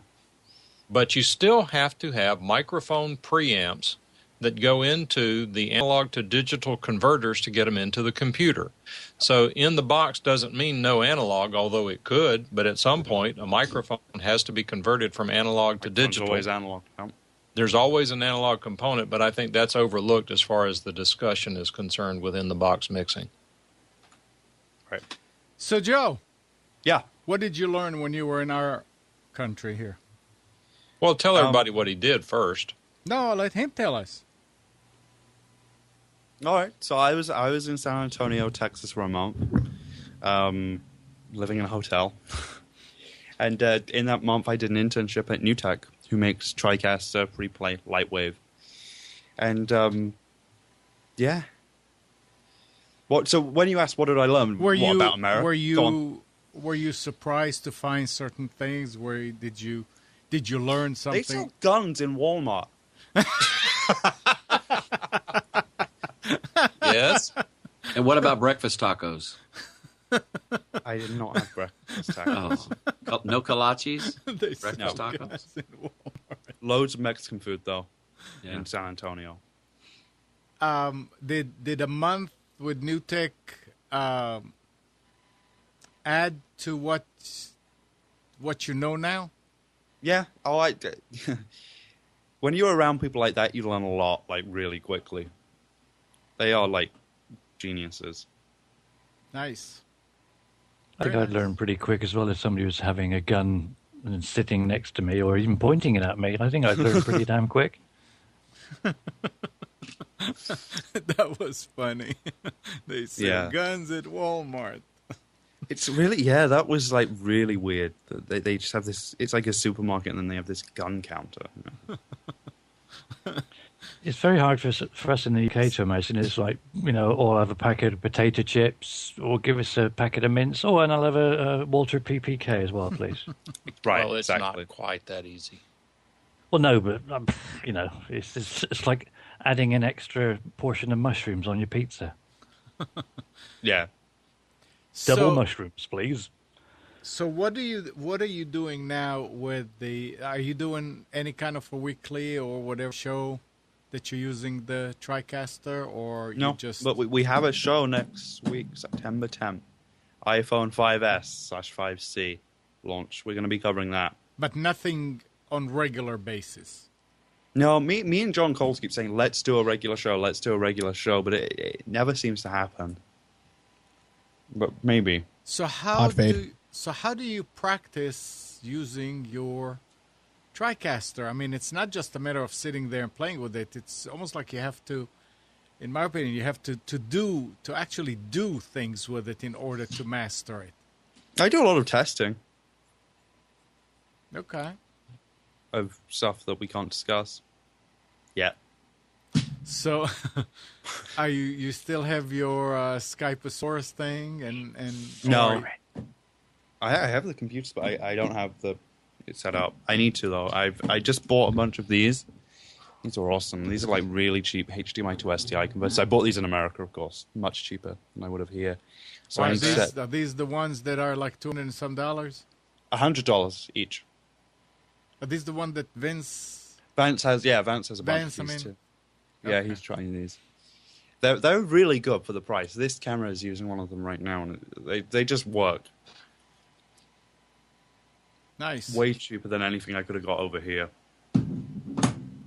So let's see that top shot again. Was that see that? This camera is crooked and it's doing my head in. That's all right, but that's the 8000 control surface. So what you're saying basically then, Joe, is that you've turned into a smuggler. No. That's a bunch of buttons. I know. It's a 200 plus. I was foolish enough to try counting them. Wow. Interesting. 2 T-bars, you'll get it. The T-bar changes color as you move it. It's crazy. Oh, look at that. Nice. Yeah. Well, so yeah, I'm on a Wirecast. Are you using Wirecast? No, I'm not. Oh. I'm going to use it first to do all the encoding and streaming. Yeah. And get used to it that way, and then see how it goes. And probably, I don't know. I mean, I don't have a problem with VidBlaster doing the switching. I know Andrew had a lot of problems with the tearing and what is it, Mike? The ripping and drop the frames. Oh, the what? And I thought you were going to play the ripping and the tearing. No. But I mean, it's work for what we're doing. It's working fine. I'm still not convinced that we need to go HD. But we'll see. I mean, I like to take baby steps when changing things. Don't change too much at one time. So we'll see how that's going to work. Yeah. And that's cool. What are you using to stream? The TriCaster? What? No.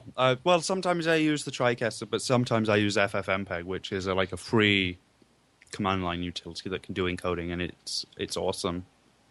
What is it called? FFmpeg. Hold on. Oh, FFmpeg. Yeah, that's what I've got a server running it for the HLS. Yeah. Yeah. So I mean, so the TriCaster has this network output that's just like a 100 megabit a second MPEG-2 stream. Mm-hmm.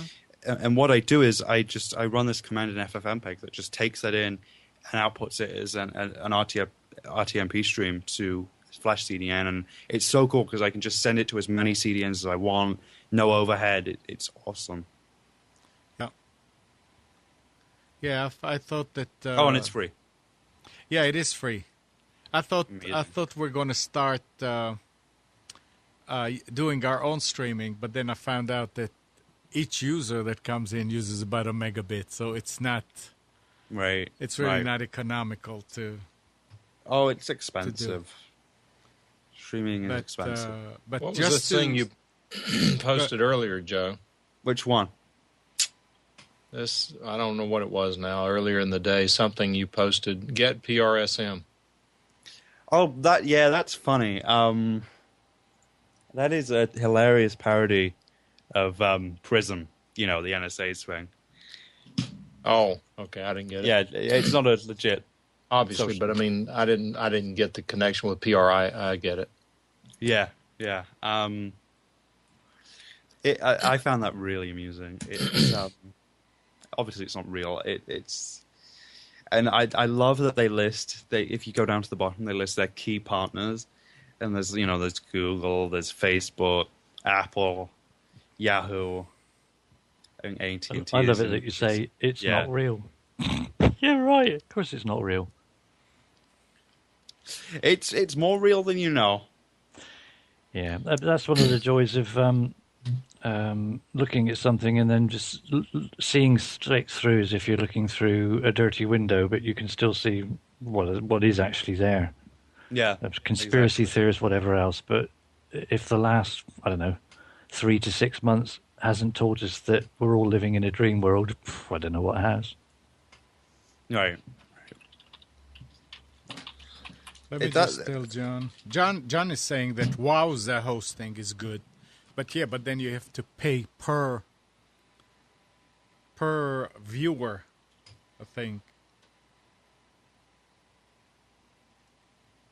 John, why am I writing you? You're listening. You can connect to. You can. There you are. Is that you? Let's see. No, that's Dan. You can just connect to computer's 2K voice. And go for it. Yeah, you should call in, John. Computer's 2K voice. If you call in, I will for free. I will give you this free NewTek branded BNC extractor tool. Don't wait too long because we're going to be done shortly. Yeah. There's John. That looks like a Stanley. Hey, John. Yellow and Hello, black. sorry. I still had the stream on, and that confused the goose out of me. I'm so confused. Goodness, Hi, John. we got 3-3 for the US against the UK. Well done, chap. Well, it's 4-3. Huh? Yeah, I there's. prefer, yes, of I course. prefer 16-9. Sorry. Yes, but you would because you're British. So what is it? What were you going to say, John? Goodness me, I cannot remember. So It's yeah. Sunday. So, Wowza hosting. Yeah. well, but then you have to pay per. Tell us what Wowza hosting is for those who are viewing and don't know what you're talking about. Okay, so when you broadcast on the internet, there's really two pieces of software you can use on the servers, and they essentially act as a relay. They take in the feed from the broadcaster and send it out to the viewers.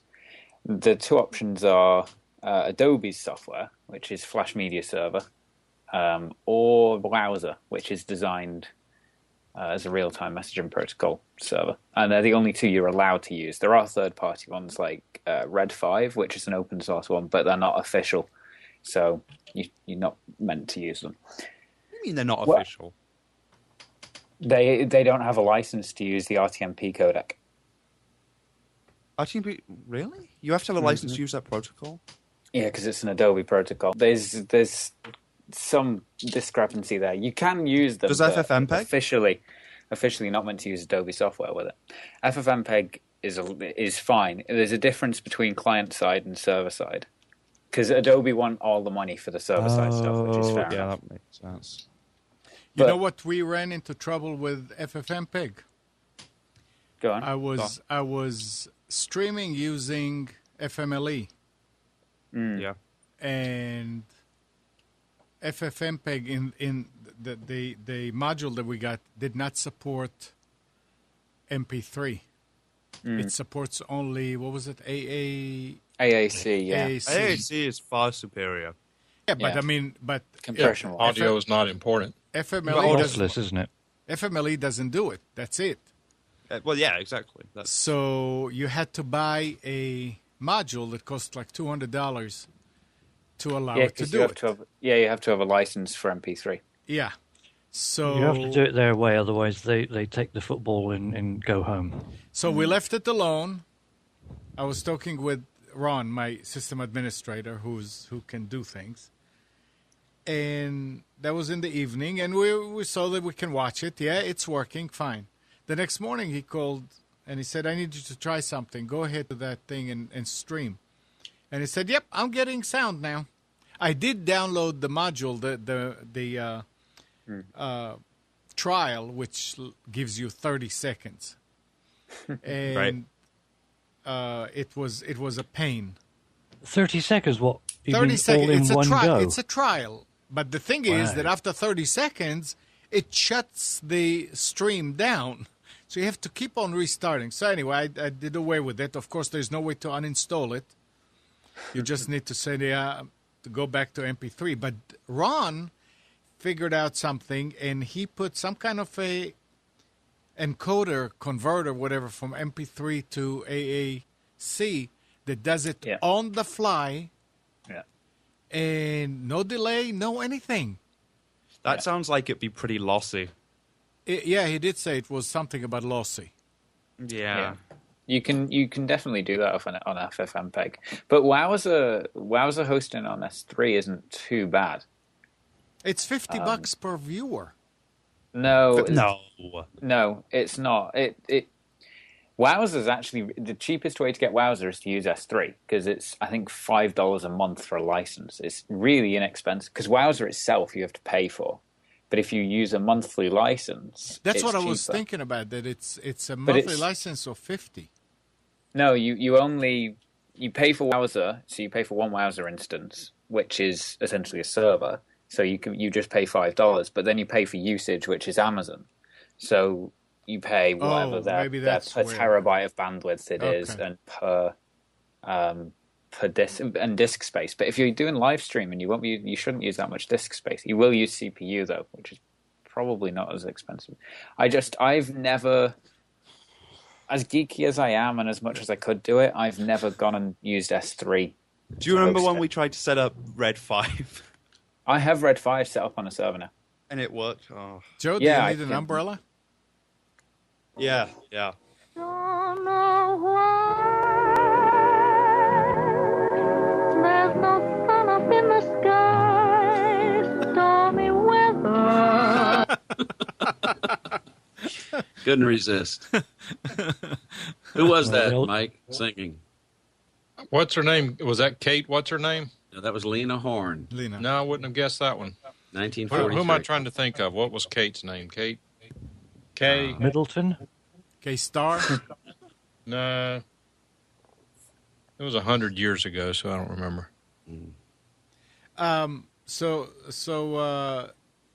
John, so are you saying that for $5 you can do your own streaming to?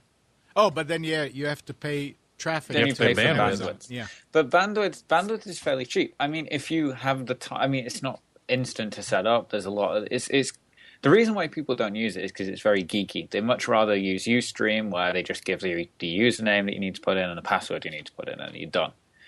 You can set it up relatively easy with Wowzer. It takes time, and I don't like using things like S3 because I don't know what my monthly charge is going to be. Right. I don't. That's one of the reasons I don't use CloudHost now. I use dedicated servers because I know each month I am charged this much money. Not I might be charged this much money, but last month I was charged this much, and I don't like that. What do you think, John, based on the research you've done? Because we've looked at it numerous times. I don't know if you have, Bruce.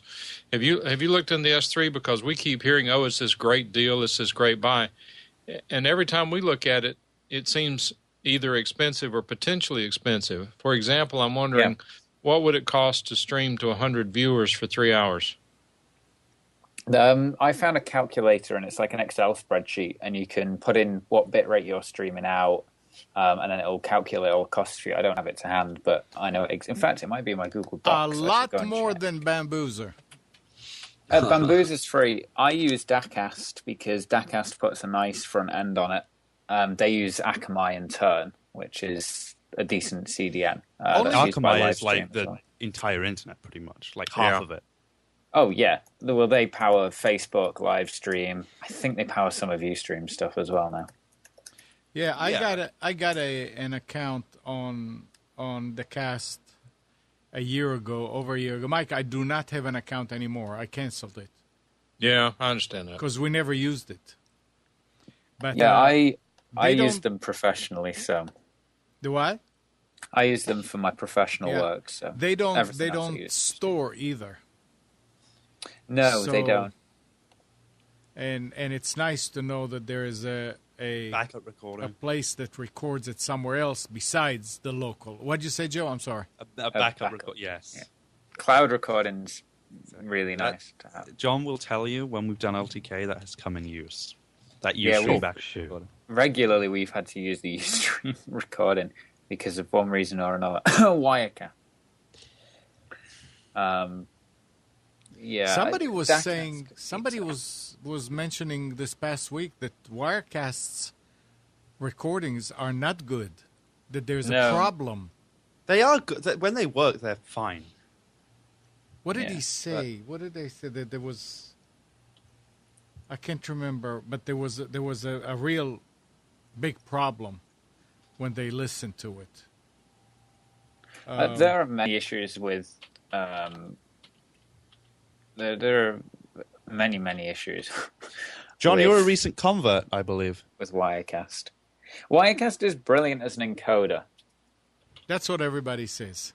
But what are you? What are you? A convert from what to what? I'm convert from Wirecast over to TriCaster. Oh, well, yeah. Because I gave up my bicycle for a race car.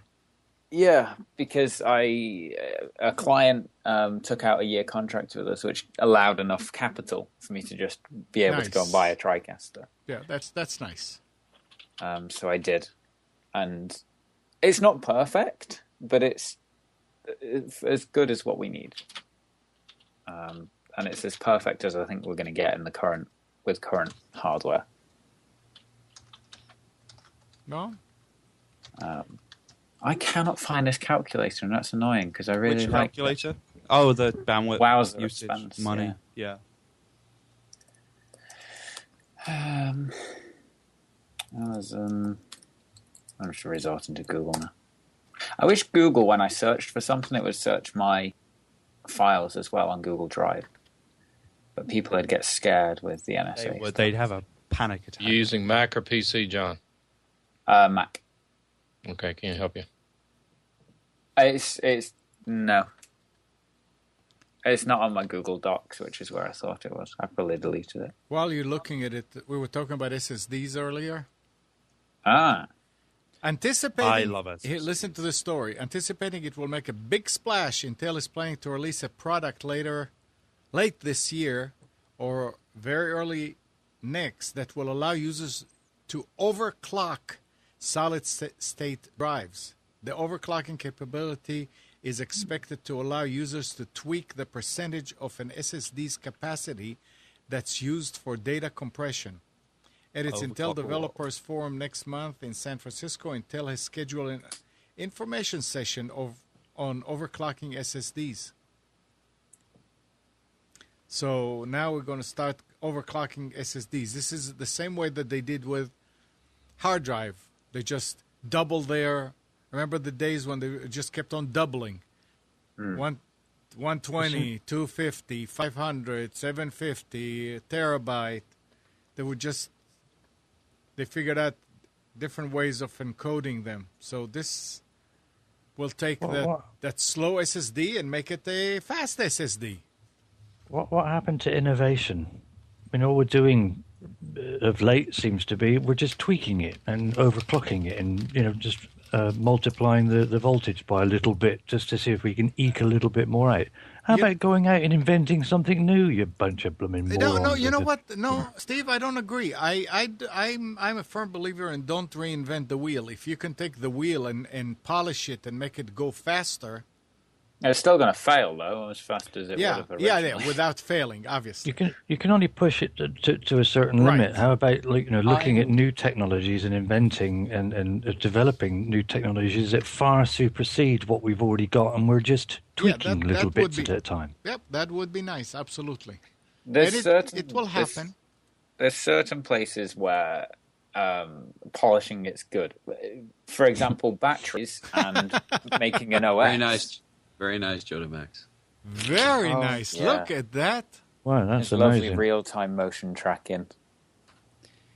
Everything should be in real time. What would be more amazing is if she was actually there. But alas, that's a DDR. Well, she wouldn't be hanging around don't with Joe. don't dare him. What She would have signed been my even front better panel is- of my TriCaster. Ooh. What would have been really nice is she had a nice bikini on. Or not. Well, I was trying to keep it civilized because it's Sunday. I'm just trying to help, Steve. Just trying to help. Yeah. And what is it? You said that about Intel. There was something I read this week about somebody else doing something that just tweaks. It's like with the processors back along, wasn't it? They were allowing you to overclock the processor and allowing it to do extra functions by you just paying a little bit extra. Who? Intel? Oh, I think yes. it was Intel about a year ago, they wasn't were it? doing A year or this. so? Yeah, they were selling retail processors locked to a certain speed, and if you bought an upgrade card, which was like a little credit card that had a number on it, it unlocked a Just a piece of couple of years software ago that made that made your processor run faster. It was essentially an easy way of doing overclocking. It wasn't completely foul. overclocking. They were selling the CPUs like downclocked. Downclocked, and you were just exactly. getting the full. That's what I was meaning. And It's to like- release it's that like extra Beats bit of a Audio. kick. Yeah, Well, it's you like know all Beats the Audio. all the tri-core AMD processors are just like gimped quad-core processors, and in a lot of motherboards would unlock the fourth core. So you just, if you get lucky, you buy one that still has a working fourth core, you can use it as a quad core. But that's exactly what things like Beats Audio do today. Is when you turn Beats Audio off, it uses an equalizer setting that's bad, that specifically takes out, amps the highs and mids instead of the baseline. And then when you turn Beats Audio on, it slightly amplifies the lows and the low end of the mids and puts the highs to a normal position. So instantly you think Beats Audio is doing something good. Actually, it's not. It's just really just getting it back to where it should be, which is annoying. It's funny a little that, bit isn't like it? Car manufacturers, the actual wiring loom is just standard in all cars, and they're all wired for all the accessories and everything else you could wish to imagine, but in an entry-level, say, L model, as opposed to the top of the range sport model, don't have any of the stuff there, but all the wires are there should you want to plug that in and buy that as an accessory.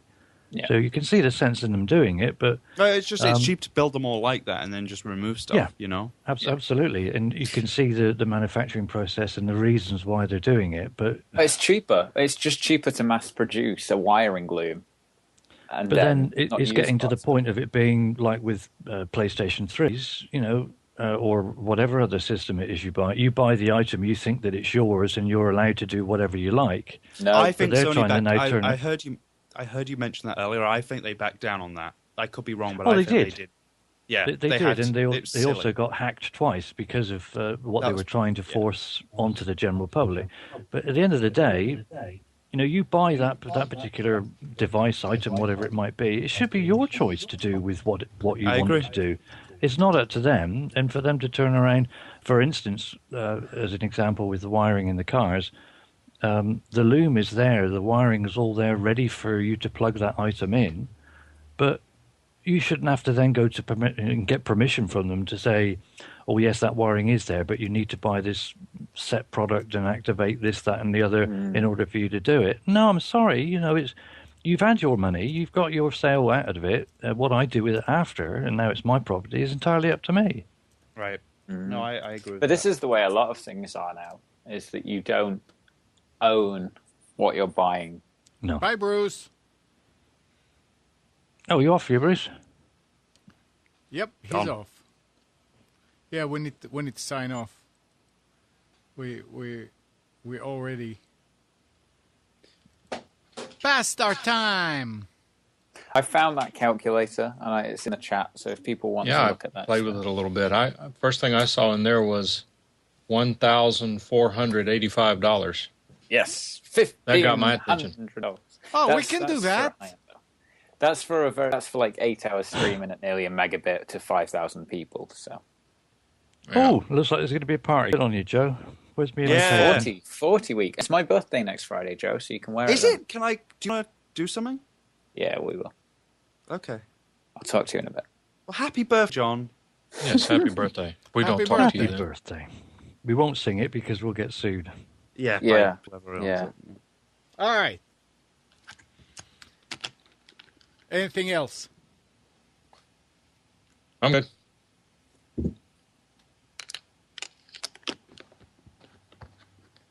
Yeah, Steve said he left S3 streaming after the first bill and setup suck. Well, I mean, a lot of people see those low numbers and they go for it, and then they realize, wow. This Biety Media was asking if we were willing to pay $150 a month. I don't know who he is, Joe. I guess you know who he is. He's a good guy. I don't know if he's trying to sell any service, but No, I don't care. I mean, he asked the question. It's a reasonable question. I mean, it depends on what $150 a month for what to do it. Why would we pay $150 a month to do something we can do for free? Whenever free is no longer available, then you start looking for Plan B. Exactly. Well, to be honest, use Livestream. They offer an unlimited plan for like $40. You can't embed it on your own website, but you get unlimited ad-free streaming. So, Yeah, but that's the problem. That's a problem. But it's $300 a month for their one that you can embed, which I used to pay for, and now I don't. But you see, then there are others that you can use that allow you to do this. There's Vaughn, and there's another one that somebody just showed me.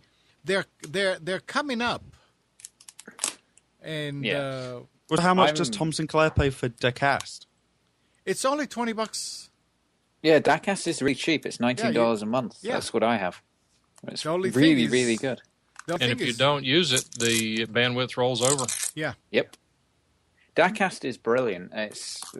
It's more expensive than if you did it yourself, of course. But for someone else set it up for you, I'm happy to pay that extra. And Donovan's using Justin TV, using it for 2 years now, works for him, and it's free. And absolutely, I mean, we don't do this for the money. I mean, it costs money to do this, doesn't make money. So it's silly to try to pay for something if you can get it for free. Could we get a better, maybe a better quality stream or something? Who knows? But for now, it works okay. I stream 24/7 to Justin, and it works great. Justin's really nice, actually. Well, I was really happy with them until they started doing the mid-roll ads. Yeah. Yeah, for a live show, I don't think there is any of these that do mid-roll ads that know what they're doing. They are not thinking. Yeah. And it's not like it's undoable. I wish it was like YouTube where you could say when you wanted the advert. Yeah, I have no issue with that. Absolutely. Or either that or go ahead and buffer what you are writing over so and don't start lose playing. it. Yeah. So because that's why with like Ustream, that's what really used to really annoy me was, oh well, why have you got an advert now? We're just about to break the world record or something. Yeah, exactly. Why didn't you let me choose to do an advert now where you could put 3 adverts at the same time? Yeah. Yeah. I pushed for that for ages to get controllable mid-roll ads. I really want it. All right, guys. Well, thanks, Joe. It was nice seeing you again. Thank you. And I gotta say that you look a lot more mature now. Even though at the end with that that It's the TriCaster. it's the TriCaster, huh? Is Nicole still in your life? Yeah, oh yeah. Good. Very good. 1.5 miles away from here, yeah. Absolutely. All That's right. better than 5,000 miles in San Antonio.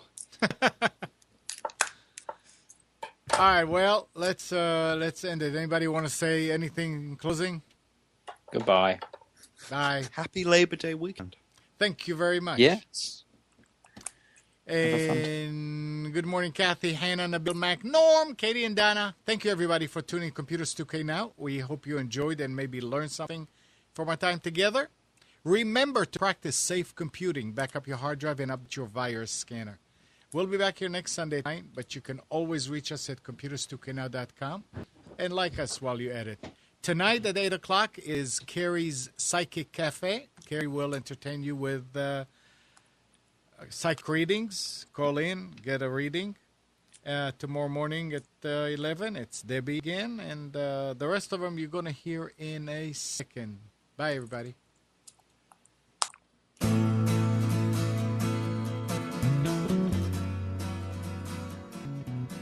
You are tuned to the Nissan Communications Network.